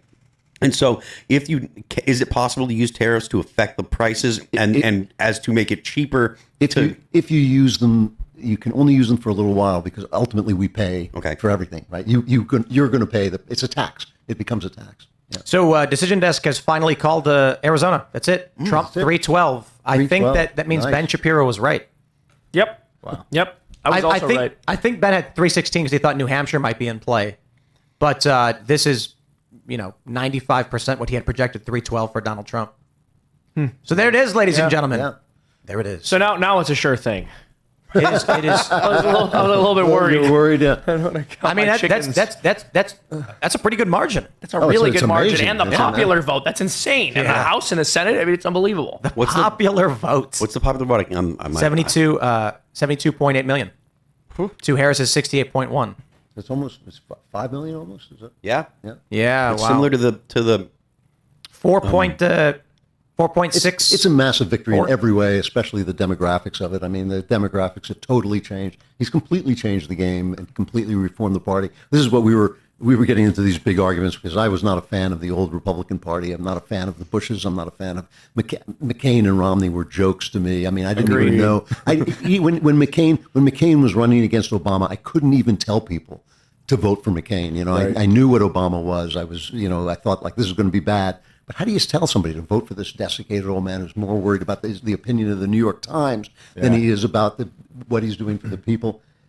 That party was dead. And this is what we're seeing. What we're seeing is this massive transition, not just because of Donald Trump. We're seeing this party dying. And I think we're seeing the Democrats dying as well. Yeah, the elitists. Yeah, They're going the elitists. They're That's going to right. have to They realign. failed. But Yeah. I want to jump to this story from the Daily Mail. Bernie Sanders goes scorched earth on Democrats in blistering statement Nice. after Trump's victory. And what, my friends, do you think the response from the left was? Well, of course, Bernie Sanders says, quote, He's a white man. "It should come as no great surprise that a Democratic Party which has abandoned working class people would find that the working class has abandoned them. First, it was the white working class, and now it is Latino and black workers as well. While the Democratic leadership defends the status quo, the American people are angry and want change, and they're right." Followed by Ida Bay Wells saying, "What policies is he talking about? Sincere question, and black working class voters did not abandon the party." And then Jen Rubin, "It's crap. She ran on the most progressive agenda in history. Maybe the problem is white men who blame others." And then, of course, that's my hurts. favorite. That hurts. My favorite I'm personally hurt by it. from Ali Semarco, who is a Democratic strategist. She says, "If Kamala Harris had done everything the same, but she was a white man, she would have won. It's that simple." See, the fact that she's a strategist gives me hope for a long time in the future because she sounds like a moron. No, I think she's lying. She's a Republican strategist. You think if She's Kamala doing Harris, how the GOP win? you think if Kamala Harris said vote for me because I'm a black woman while being a white man, he would have won the election? Dude, histrionics is the best way to describe this. Yeah, they're nuts. A combination of images like this, Yeah. where you've got Handmaid's Tale and it says, "I just wasn't convinced she worked at McDonald's." Oh, I love the image of the woman wearing the Handmaid's Tale outfit voting.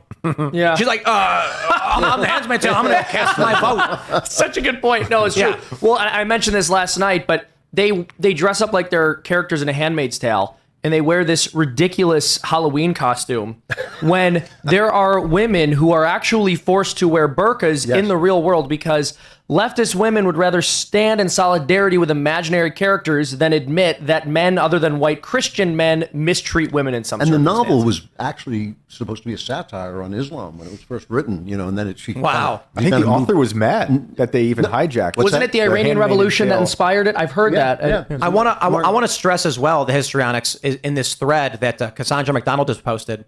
It is a massive thread. She's been compiling these videos all day for the past 24 plus hours. Now, here's the question. Why are all of these women filming themselves crying?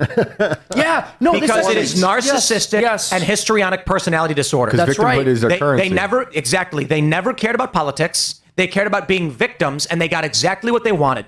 So you guys ever see the meme where the guy is like boomers and he walks in and bumps his elbow and keeps walking? Then he goes Gen X, bumps his elbow, looks at the wall and keeps walking. Millennials, he bumps his arm, goes keeps walking. And then he goes Gen Z, bumps his arm, screams, flips over, falls down, cries, and then goes selfie. Dude, honestly, no, it's all very real. And this is something I observed in 2016, which I found so fascinating. I remember after 2012, I was in high school, but I covered the election for little local cable access station our school was running. And I remember when Romney lost, and to think of it that I used to love Romney, I agree with you, he's terrible. But at the time, he was what we had. Yeah, he was what we had, And yeah. I was so depressed, but I didn't want to show it because I thought it would be really embarrassing to lose the election and then also look weak in front of everybody. And then in 2016, when Hillary lost, and the media was showing images of Hillary supporters crying, I thought, hold on a second, this is insane. They actually think this is a good look. They think that we are going to see that and feel bad about how we voted. Yeah. They think we're going to see stupid people crying and go, oh man, dude, we shouldn't have voted that way. they did it We today. should have let the left destroy our lives. They did it today at the Kamala concession speech. They We are showed going- images of people crying. We are going to meme them until they cry more, and then we will meme them again. But no, isn't it so bizarre? Because, again, I would think that, here's the thing, if right-wingers were crying after an election turned out a way that they didn't like, the media would be in hysterics laughing at it. There would be no sympathy. So it's so bizarre to me that, I shouldn't say it's bizarre to me, it's expected, but just the fact that they lack the self-awareness to also know that we're not going to see that. They mocked us when they destroyed our livelihoods. Yeah. But the point is, they believe that they are morally correct because their goals are morally pure. Yeah, sure. So they can do whatever they want to us. No, hold on. It matters because there isn't. People say the hypocrisy, and we talk about the hypocrisy. The hypocrisy is not the point. The point is for them to say you cannot hurt us. And it is perfectly acceptable for us to hurt you because you are the lower class. You are the evil people. You do not even rate humanity. You're maggots. You're deplorables. You're garbage. So we don't have to feel bad when we hurt you. And you shouldn't even think that you're in a position to hurt us or mock us. Sure. No, I don't disagree that that's how they feel about it. But what I'm saying is you can recognize that, or they can believe that, but still know that it's really bad for optics to be crying on television. They don't care about optics. And because these aren't for us. These are for their fellow elitists. So what they're doing is they're showing their fellow elitists that they're still committed, that they still care about this. They're making themselves into hero. I mean, one of the things about heroism. I don't know. One of the things about heroism is if you're tortured in a movie. You want to grab the mic? Harrison, We can't hear you. What? We can't hear you. Oh, sorry. If you're tortured in a movie, you're Harrison Ford or some handsome actor who everybody is watching, everybody's paying to see, and you think like, well, that's not so. I would do that. If I were tortured, I'd be brave, just like that actor is being brave. But when you're tortured in real life, there's no one there. And so what they're doing is they're basically turning themselves into a movie because they think that is what the heroism consists of. To have a broken heart and say nothing and keep moving is what heroism is, and this is the opposite of that. But it's what they think. That's why there's no longer any distinction between Hollywood and the politics. Well, right, that's why Hollywood thinks that they have something to say to us when they don't. These people do not have actual feelings about the election. I would wager not a single one of them has a real political opinion on any of this, or knows anything, anything about it. It's meant to be. There's two things here. One, how can I get clicks today? I will cry on camera and film myself. There's also another video during COVID where a nurse puts her phone up on a tripod and then she's leaning up against the wall and it says, lost another patient. And she's like got her hands on her head and she's like looking back and forth and acting like she's all stressed. Yeah. Like, ma'am, you set up a scene to film. I don't believe you're actually feeling one way or another about this. Very creepy behavior. That's like very weird main character narcissism. Maybe some of these meltdowns are just poor attempts at them wanting to become memes from the right. Oh, for sure. Like, I want to see my face. They want to see 4 years. You got to let it fade away. They want views. That screaming woman who fell to her knees should actually be charging from the hate us. rage watchers. I've been avoiding this stuff all day. I don't think giving this attention is in any way healthy. But fun. You're missing. It's like scratching a mosquito bite. Like it kind of feels good, but it's inflaming the problem. These people are doing, and it is also a trend. This is no different than a TikTok dance. They see each other do it, and they're like, "This gets you a million views. I'm going to cry on camera." Oh, and one of them's a dude crying. And it's all virtue signaling to their cult. Bitch made. And to people that watch it with hate rage. Here you go. Here's the guy. Anything works for this. It's views, He a bitch. He's crying because his daughter can't have Just to put it bluntly. He's not even saying anything. He's just crying. Oh, he's just crying? Yeah. Why do they all choose that angle? Cry, you baby. It's cult-like behavior. It's weird. It is. You remember the story of the dance plague? No. Where people were on a bridge and they all started dancing until they died. You don't know that story, Shane? I know real stories of hysteric outbreaks of dancing and laughing. Right. The famous story where on the bridge and like somewhere in Europe, everybody was dancing. 1300s or something. Yeah. The dancing play. You're talking about the real one though. Yes. Not a story. Gotcha. Well, yes. I thought you were talking about fiction. No. These people right here are doing the same thing as the dancing on the bridge. Yep. They see a group of people doing it, so they go and they start doing it, and no one stops. They're mindless NPCs playing a copycat. So how do you feel about these people in terms of humanoid robots? Well, when I saw that video of that white guy for Harris crying and not saying anything, I thought, man, I'm really sad that he isn't having a say in policy decision making over the course of the next 4 years. Like, that just really is rough. It's bad for us. I do think that these people are real, and whether this is like, they're probably hyping themselves up. Some of them probably just really are low-level thinkers and actually feel the pain. And like, I don't revel in other pain of people's what? pain. Well, people. I don't know. But the pain of confusion. No. Look. You know? If you hang up a bunch of pictures of monsters and then fall on the ground shrieking that the monsters are here, Yeah. I'm not feeling anything for you. I'm not either. I'm not going to laugh at them. Just even because they're really in pain, even if it's for a silly reason, if they're really in pain, I'm not going to find joy in that. I disagree. I think one of the problems we have is that we've dismissed shame as a society, and shame exists for a reason. Yeah, this behavior should be met with shaming. But consider the people who poured out in universities with actual passion, shouting, from the river to the sea, Palestine must be free. And when you ask them what river, what sea, they had no idea. They didn't know. They literally didn't know. And where did the passion come from? I mean, it obviously is some kind of social, virus that comes through because they really didn't know what the issues are. They use words like genocide about actions that have nothing to do with genocide, that are actually cannot be described by the word genocide. So ignorance is a powerful thing. One of my favorite stories is during Occupy Wall Street. The leftists would chant anticapitalista. It's a Spanish thing, right? And so I'm filming. I know what they're saying, and I know that none of these people who are chanting it, the person who started it knew, seven of the people who are, anti-capitalist, anarchists or whatever knew, and the rest of the people were just marching because they saw at their university a flyer to go protest. So I go up to a guy, and he's chanting, and then I was like, hey, what's going on, man? What are you chanting? And he's like, oh, I'm just doing the chant. I'm like, yeah, no, what are you saying? And he's like, oh, I don't know.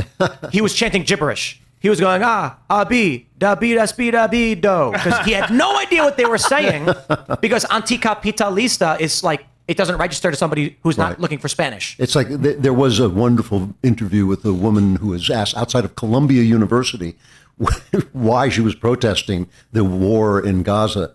And she said, well, it's got to stop. And the guy said, well, what's got to stop? And she said, there was this pause, and she said, well, I wish I were more educated. I thought, well, if you were inside the school, maybe you would get more educated, but maybe you need a different school. I don't know. Doesn't happen in the parking lot, sweetheart. It's like Greta Thunberg. This is why we must shame, and it's not because we're trying to be cruel. It's because there needs to be a social penalty for doing things that cause problems. So Greta Thunberg is a great example.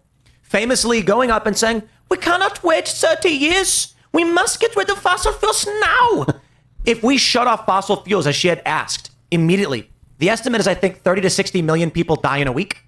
It's a ridiculous prospect, but she's too stupid to understand, and everyone just claps and cheers because she's a useful idiot for them. Mm-hmm. Yeah, I'm not sure that laughing at people who are being ridiculous is wrong. I understand the kind of hesitancy about Schadenfreude, but people, you're right. There should be shame, and I think shame is an actual a corrective for a society as a whole. And I think the absence of shame, the idea, everything has been about removing shame. It's like don't fat shame me. Well, maybe that would stop you from getting cancer. Shame 30. Shame is better than the force of law. And that's what shame has done historically, was prevented the need for the force of law. When you have a society, like you look at the way that the Japanese behave, they will police each other. If the people that go and visit and they go onto the train and they intentionally are loud and noisy and blah, blah, blah. There's this dude, I forget, Johnny Somali, I think his name. He just got put in jail in South Korea, and he ain't leaving. They ain't letting him leave because he went there and was so disruptive. And the reason is because they don't F around with that stuff. And that's not a bad thing. Of course it's not. I hear those words like, you're slut shaming me. And I think, well, if you're a slut, you should be ashamed, Shame is a shameful behavior. But what is the complaint? When they say, why are you slut shaming me? It's like, oh, I'm sorry. Do you feel bad that I hold what you are doing in derision? Yes. Because that would imply that you understand what you are doing is bad. That's true. Yeah. No, well, I mean, so ideally, and by the way, Phil, you're right. Shame is actually more effective than law enforcement. This is something I've spoken with Sean, an actual justice warrior, about when he did my podcast a while back, and he's someone who has a degree in criminal justice and talks about it for a living.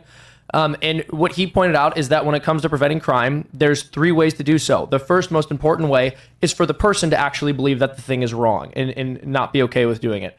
And if they don't care, they don't have a conscience about it, well, then the second most important thing is that the people around them think it's wrong.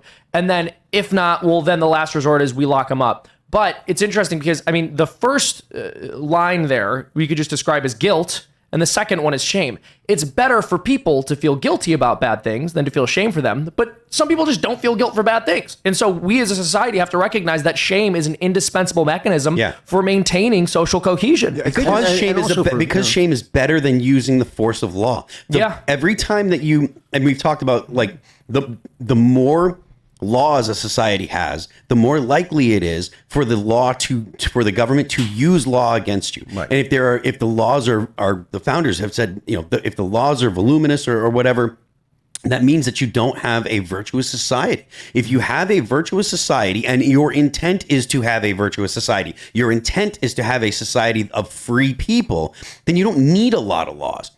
And part of the way to avoid having a lot of laws and having to use the force of government is have society police itself. And the fallacy is that the shame is causing you to feel bad. That's right. You feel bad because you're ashamed. Exactly. And it's just bringing it out. I mean, if there's a reason people feel shame, it's not because society tells them to. Just society emphasizes things they already feel. 100%. And treat your body like it's nothing, that you will feel shame. Yeah. No, and I think there's a really dark thing that we see as a result of that, which is if a person doesn't want to get their life in accordance with reason and virtue, they end up feeling ashamed, not simply because people are telling them what they're doing is wrong, but just by observing people not acting the way that they do. And then they actually want to use the force of law against people who are just going about their lives in a normal way. They want to hurt people. One great example of this was Henry VIII and St. Thomas More. St. Thomas More had no political power that was going to be able to prevent, I mean, he had some power as a lawyer, but he was not going to be able to prevent Henry VIII from doing what he wanted to do. But it was just the fact that somebody out there saw illegitimacy with his sexual decision-making, i.e.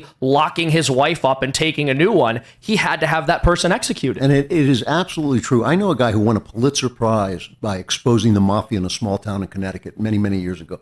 And I asked him, how'd you find them? He said, I didn't have to find them. Once they knew I knew what they were doing, they came after me. Wow. Because they felt bad. It's, you don't want people to know that you're doing bad things. Well, I think that you can shame someone without enjoying it, I suppose. I don't know. Interesting.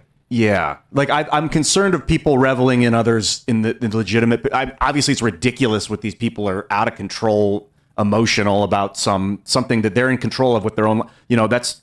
Yeah, I don't want the behavior to continue. I'd like to see it stop. And I'll put it on a pedestal and show everyone the ridiculousness of it, but I don't enjoy that. I don't want, But just calling out bad behavior shouldn't be shame. Yeah, the left has used this too much against us. They've essentially said to us that we are bad for mocking people or shaming people. But that's not the truth. I mean, it is absolutely true. I always say that everything is funny except other people's suffering. But, that's where I stop. If you have been hurt, if I've been hurt, I can laugh about it. But if you've been hurt, I'm not going to laugh about it. But there is a point where you start to weaponize that idea so that you are now shutting down the normal, healthy reactions of the society that you're in. So you say, oh, you slut shamed me. Now I feel bad. You should feel bad. I should feel that you're ashamed. I should make you feel ashamed. And if whether I get pleasure out of that or not, may just depend on the situation, may just depend on whether I like you or not.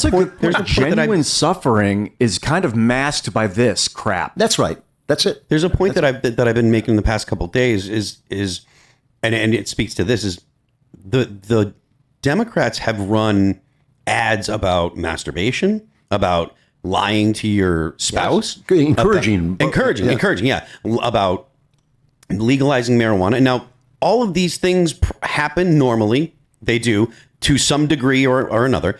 And it's probably, I don't think that we should be throwing people in jail for any of them, right? I don't think that we should put people in jail for any of those things.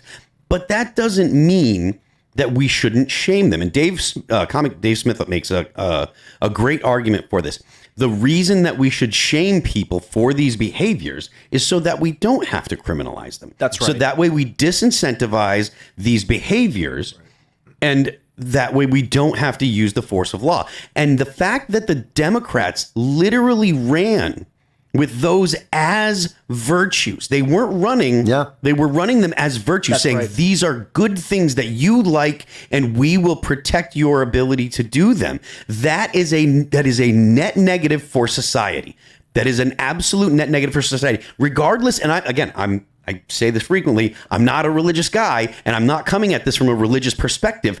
Stop it. Starting to make me think you are, though. You're Stop starting it. to make me think you are a little bit. But the point being, if you can't condemn things that are bad for people when they are done irresponsibly, and the way that you make sure that things are not done irresponsibly is by not encouraging them, and that's exactly what the Democrats are doing, then you're going to have a society that looks at vice as if it's virtue, and those things in excess are bad for people, so you should not be endorsing them. Well, I can say that you shouldn't, I don't want to put people in jail for them. I don't want them to be outlawed, but I also don't want to live in a society that's saying, hey, go do these things as if they're virtues. You know, I think it's a terrible idea for society. And there is an open question whether things have to be outlawed if they are bad. I understand, 100%. It would be terrible to have people arrested for adultery, but I think adultery is very, very bad and very disastrously harmful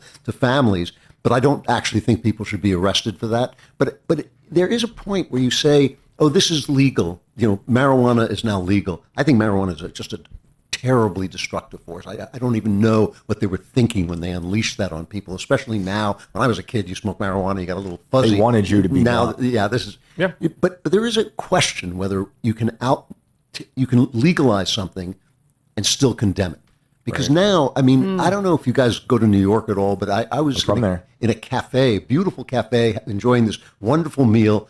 Every 15 minutes, somebody went by with this stuff. It smells like It's crap. so weird walking through New York and smelling weed. Yes, Right. and When I was a kid, I used to hide it. I don't think my experience of the street should be subject to that. Right, and they're just dangerous overall. Yeah, criminal ridden. Their right to smoke ends where your nostrils begin. Look, another thing. Yeah, and I have a big nose. Maybe edibles. You could focus on legalizing edibles and oils. The fact that the left doesn't have, and again, we're talking about God a little bit, but because the left doesn't have a moral compass that comes from anything other than arbitrary, right? They think they can't make a distinction between illegal and immoral. And I think that comes from the fact that they don't have a moral compass that comes from anything other than this is what I think and this is what feels good to me. So if I don't like it, it should be illegal. If I like it, it should be legal, which is why they're saying things like, oh, hate speech makes me feel bad. Hate speech, the things that are considered offensive to them make me feel bad, so that should be illegal. But the drugs, they make me feel good, so they should be legal. And it's that simple. There's no thought beyond that. There's how they create their utopia. A powerful meme that started in the gaming community about 2.5 years ago, where gamers would be like, "Oh, that's so powerful. That should be illegal." They started using the word illegal right around when the Justice Department started going haywire. Like they were putting it into the memosphere of calling things illegal when they didn't like them. And underneath it all is this idea of equality, which is a non-existent trait in human beings. Human beings do not possess the trait equality, except in their qualities of rights. Essentially, you have the right to be treated in certain ways, but you're not. Nobody is equal. No two people are equal. I mean, it's just ridiculous. And categories of people aren't equal. Men and women are not equal. They're very, very different. And the idea that any time you say anything that suggests that, for instance, a community of people who can be defined by race are doing something wrong, you must be racist or doing something. You're not. You're just telling the truth. I don't even think rights are necessarily equal in a granular sense, in that men and women have different rights. They have different rights. Because we have different duties and capabilities. Exactly. Yeah. And so Absolutely. they're on the macro, we understand the basic function of rights. But when you get into the nitty-gritty, there's going to be things that are different for women. Except when it comes to rights, there are only two kinds of people, men and women. I mean, in fact, in some ways, there are only two kinds of people, men and women, period. And that is the great divide in human beings. Yeah. Absolutely. No, it's a very good point. And I would also add that when it comes to this question of equality, you're correct. We're equal in dignity, right? Yeah. We are made in God's image and likeness. But when I'm asked if I believe in equality, my response is I'm not superstitious. We're told that it is just de fide, that everyone is equal and should have an equal say in all things and have equal access to resources. I just don't know what you're talking about. There's no society that's ever been able to achieve that. It's literally impossible. We don't see equality with anything that we measure anywhere. And of course, as soon as you say that, people accuse you of then suggesting you don't believe humans have equal dignity, or that it should be okay to hunt somebody down on the basis of their ethnicity or something ridiculous. But going back to what you were saying about the Democratic Party and these advertisements they were putting out, it actually ties into Bernie Sanders condemning the direction of the left. I don't like Bernie Sanders. I think he's very wrong about many things. But part of why he was so effective, particularly with young white men, was because what he was talking about, the carrot that he was holding in front of young men is, here's how we can get you a good paying job. Here's how we can put you in a position where you're able to buy a house. He was talking about things that do and should matter to young men. And he had a lot of young white male followers, and the Democrats condemned him for that, for being able to capture a demographic that they desperately need. And so now what the Democratic Party is doing is actually putting advertising in political campaigning in young men's face that basically says, what you should be most concerned about is ensuring that you're capable of being a porn addict, self-abuser whose only concern is whether you can have a one-night stand with whatever woman happens to be willing to look at you. So let's jump to this tweet. We got a couple of tweets going out. If you guys can confirm this, these are just some tweets we have that protests have begun in Chicago. And so let's see if we can play this. She sounds healthy. So it says, end the Trump era. Then we have this other tweet. And activists in Chicago are marching down Dearborn. Activists from Radical Police Abolition Group, the Chicago Alliance Against Racist and Political Suppression. So I'm wondering if can we get any more confirmation on this, because I'm wary of someone pulling up old tweets and old videos because I don't trust anybody. We've had like a decade of Trump protests. I mean, I'm expecting some of this, but I'm also expecting it to be put down because the Democrats do not need this right now. That's not what they want. Yeah, they already gave enough money looks to protesters. They can't afford anymore. It looked relatively tame, even if it was. Looks like we have a march in NYU. Chanting, hey, ho, ho, Donald Trump has got to go. Okay. That's part of the syllabus. So it does seem like there's definitely protest to some degree. Ryan, here we go. Ryan Fournier says protest in downtown, but once again, it's still citing the same guy. I think this guy Stu is down there. He's a citizen journalist.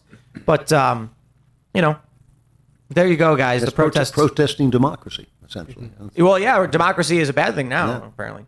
All right, we're going to go to Super Chat. So if you haven't already, would you kindly smash that like button, share the show with everyone you know. Become a member at Timcast.com. Join the Discord community. Hang out with tens of thousands of people who want to be your friend.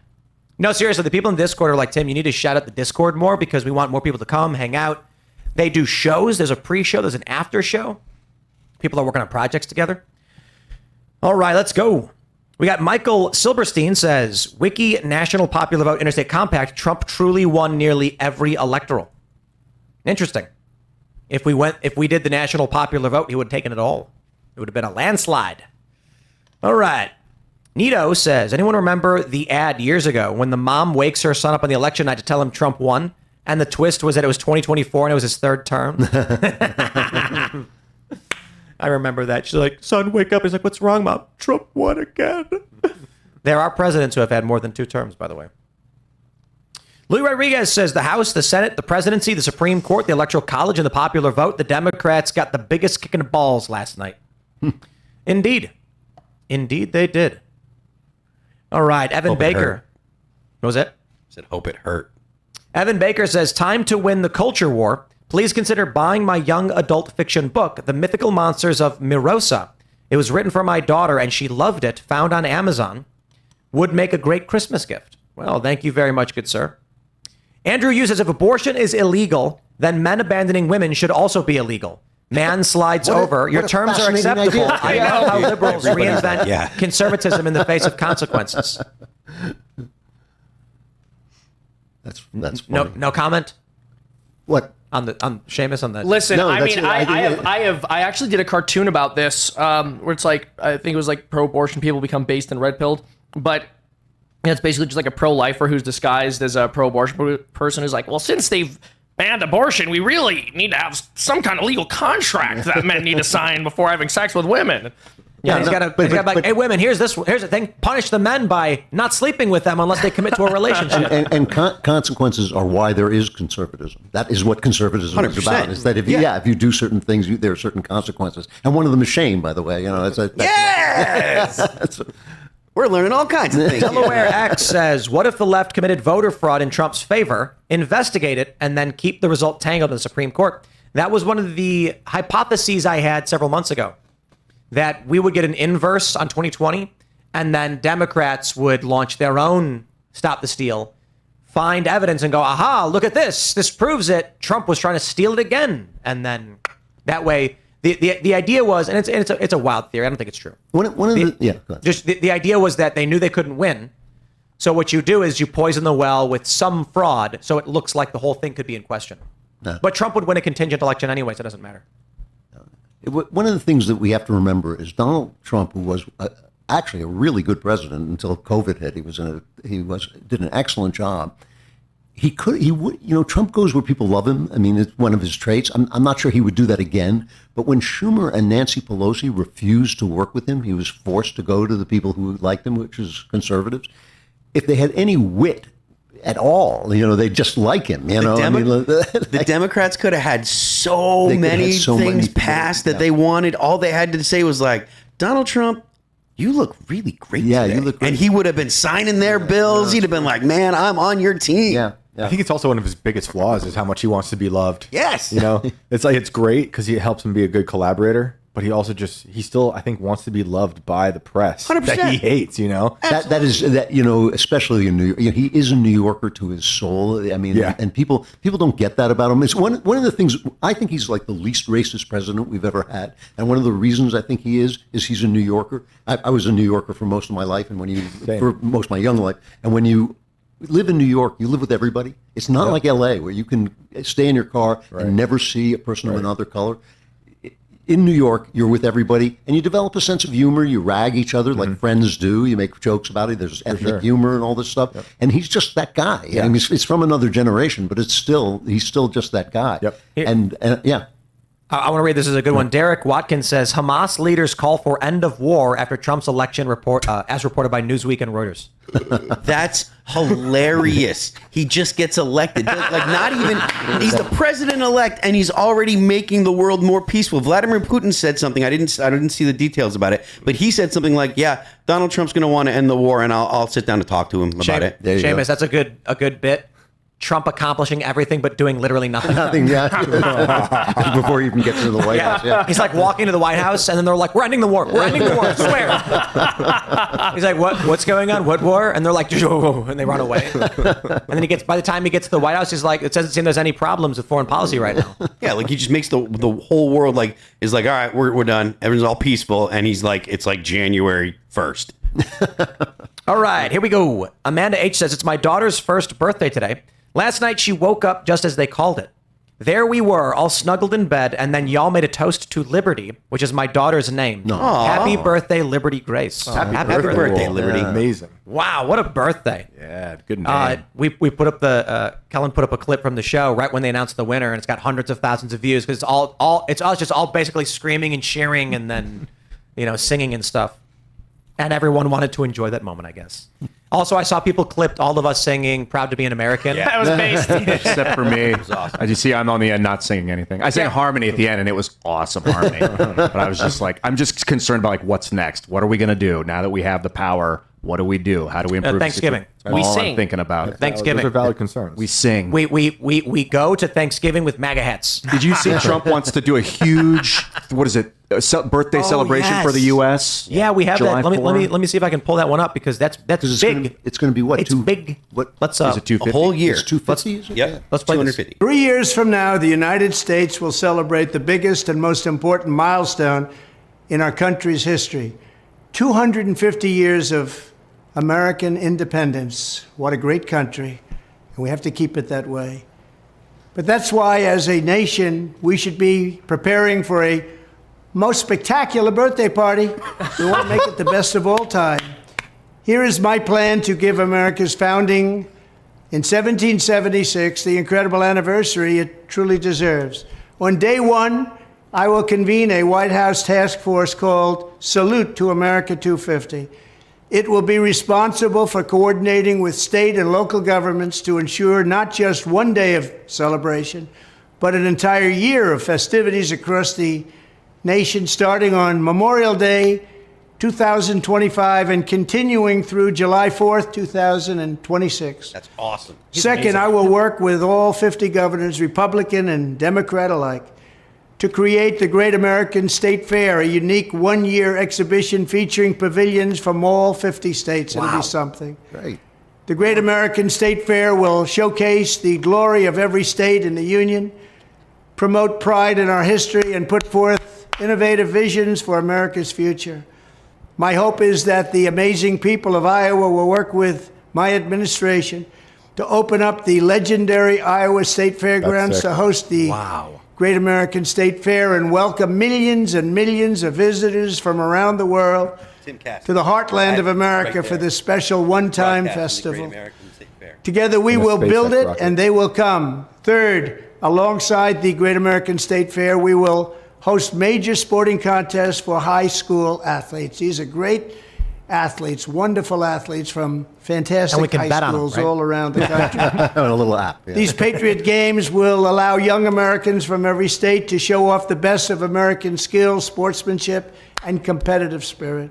Wow. Fourth, I will sign an executive order to bring back our National Garden of American Heroes, which we want to build very badly. Commission artists for the first 100 statues to populate this new statuary park honoring the greatest Americans of all time. Fifth, as president, I will invite the leaders and citizens of nations around the world to visit the United States in honor of our 250th anniversary. It's going to be great. America's tourist industry should get ready because we're going to have a lot of people coming. It will be a record year. And finally, and most importantly, I will ask America's great religious communities to pray for our nation and our people as we prepare for this momentous occasion. From the very beginning, America has been a country sustained and strengthened by prayer and by our communities of faith. As we chart a course toward the next 250 years, let us come together and rededicate ourselves as one nation under God. Thank you. Everything about that's awesome. That's one of the goosebumps. greatest things I've so ever heard. creative. Trump's giving us a birthday year. He actually Every- loves the country. Yeah, The man loves the country. Every state showcasing something about their state. This fair is going to be absolutely incredible. You're going to walk and you're going to be like, I want barbecue, and you're going to walk to the Texas area. Oh, man. You're going to be like, I want a Maxwell Street Polish. You can walk over to the Chicago area or a deep dish pizza. You go to get a big New York slice. Yeah. Or And you're going to say, I want to go see near someone. people, you go to LA. Yeah, exactly. I want to see someone shitting in the street. You go to California. This is a total good. It gives people something to. Well, first of all, it's going to stimulate the economy of Iowa and stimulate the economy of all the states that are going to be involved. It gives people something to look at and say, you know what, I'm proud that I'm an American, which is something that I think that the government should do. The idea that the government has without question, for the past 10 years, focused more on negative things about America and looked at America and Americans as the bad guys and as a negative force in the world. That's got to end. And then one of the things, just like Seamus said, Donald Trump, whatever you think about him, he loves America. Yeah. There's no question about that. He loves America. And I think that attitude needs to be something that we hold in high esteem. The high school sporting event, I think, is massive because, I was thinking about this a while ago. There's that video from the 50s where all the young men are swinging from the monkey bars, are doing push-ups. And people are like, oh, that was like a national athletics competition kind of thing. And I'm like, why aren't we doing that? Why aren't we telling young people to be the best, giving them a goal to strive for so they're fit, healthy, active, and successful? Yep. That is now in the New York Times. They call that a right-wing meme. Good. That you Then should be- call me right wing. Yeah. That people go to the gym and they get fit, yeah. and that's a right-wing. Punctuality is also Punctuality, an extremist. They say working out makes you more conservative. Yeah. It's because Yeah. it's because it's something that you have to actively do regularly, and it's hard. Yep. And it has consequences, Yeah. and it also makes guys better guys. Yeah. All right, Lars Job says CNN has Gooped on currently and is talking about how health experts are worried about RFK Jr.'s role in the administration. Enjoy the copium. Yeah, get the fluoride out of the water. Yeah. Get the fake clouds out of the sky. Yeah. So I think one of the most significant things is that RFK said he's going to advocate for the removal of fluoride from tap water in all of our cities. And it's fascinating because I remember it's like 20 years ago, I'm at my friend's house, and his sister had a kid. And I see on the counter baby water, nursery water with fluoride. It says with added fluoride. And I was like, why are you giving your baby fluoride water? And she was like, it's good for him. And I was like, in what way? And she goes, fluoride's good for babies. And I was like, I know, in what way? She's like, I don't know. They just told me to do it. So I went on the computer, this is like pre-cell phone, and I Googled, I went to like the New York Times and I was like, is fluoride good for babies? No. And then she was like, huh? And I'm like, all of these sites, like they say, don't do this. And we looked up recently, and it was like, actually, fluoride is good for babies' teeth. And I was like, I'm pretty sure babies who are nursing don't have teeth. That's right. And don't need fluoride water. So it's very strange. They put high fluoride water. Why? You saved that baby's pineal gland. Well, it's whatever that we know. There's a direct correlation between fluoride consumption and IQ. And the more fluoride you consume, the more IQ goes down.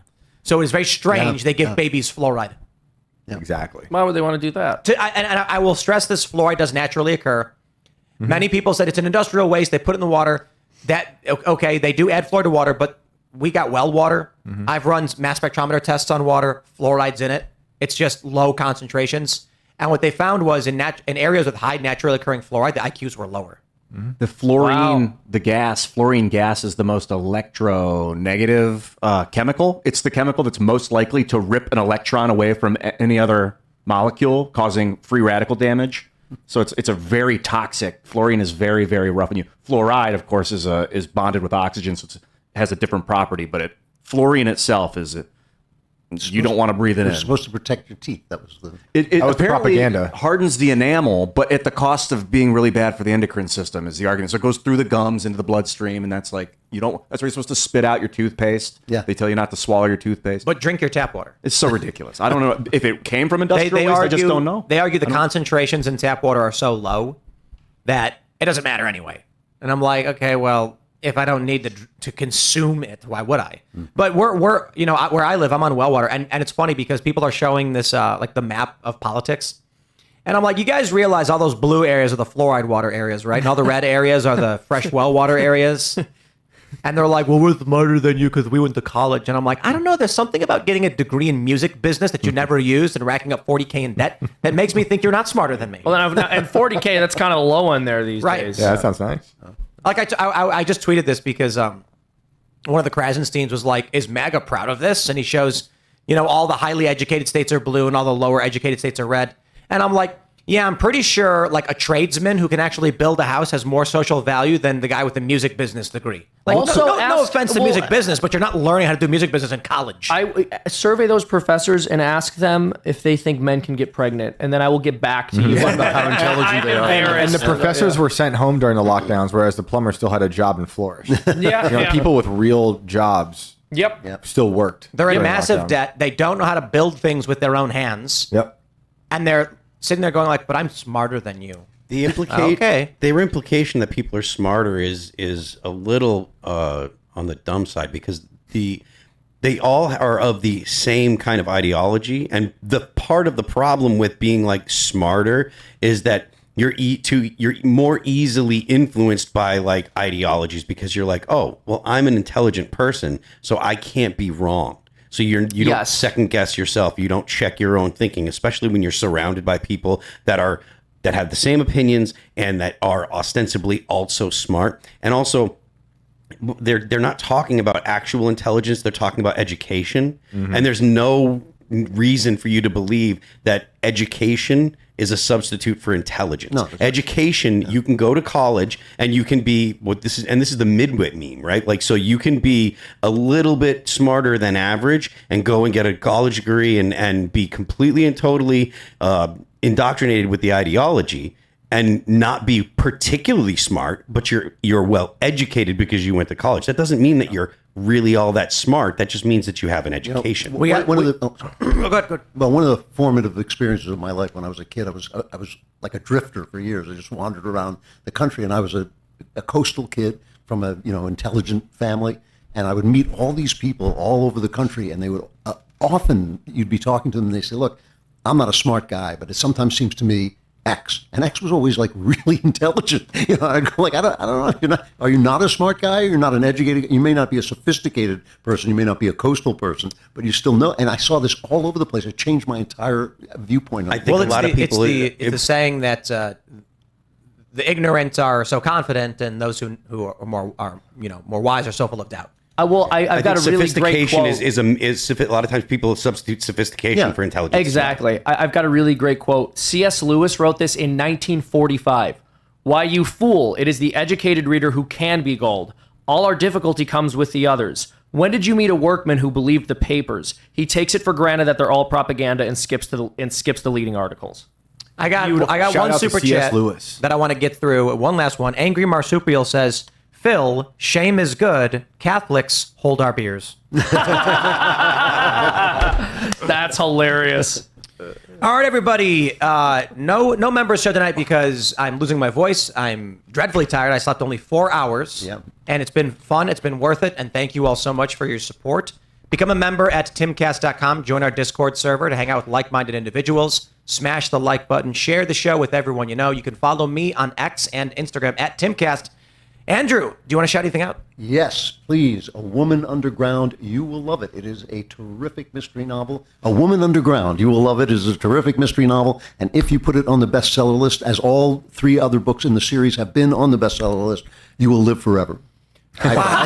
Just a benefit of reading my stuff. So that's a pathway to transhumanism. And you will smell better too. And you smell better. Yeah, everyone will love you.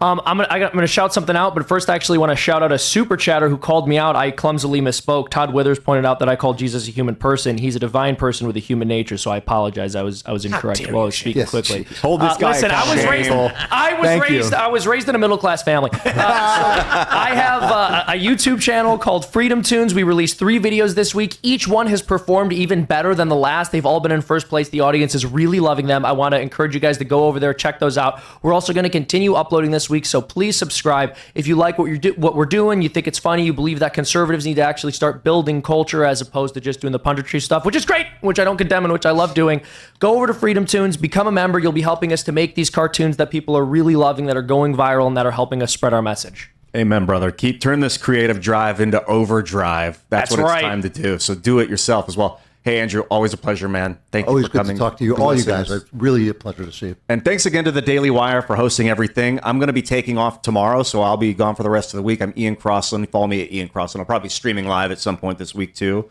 following up on my Mass Effect playthrough, and who knows where else. But follow me at Ian Crossland on Twitter, on Twitch, and on YouTube, and I'll see you there. It was a pleasure talking to you, Andrew. Thank you. It was awesome. I love the city of Nashville as well. It's a great place. Thanks for having us. I'm Shane Cashman. You can find me everywhere at Shane Cashman Online and the host of Inverted World Live every Sunday at 6 o'clock. See you there. I am Phil That Remains on Twix. I'm Phil That Remains Official on Instagram. The band is All That Remains. This Friday, November 8th, we are debuting a new single. The song is called Forever Cold. You'll be able to get it on Spotify, Apple Music, Pandora, Deezer, and the lyric video will be available on YouTube. And don't forget, the left lane is for crime. Thank you all so much for hanging out. We're back tomorrow at youtube.com/TimcastNews. Subscribe for my morning show. It'll be up at 10 a.m. with segments throughout the day. We'll see y'all then.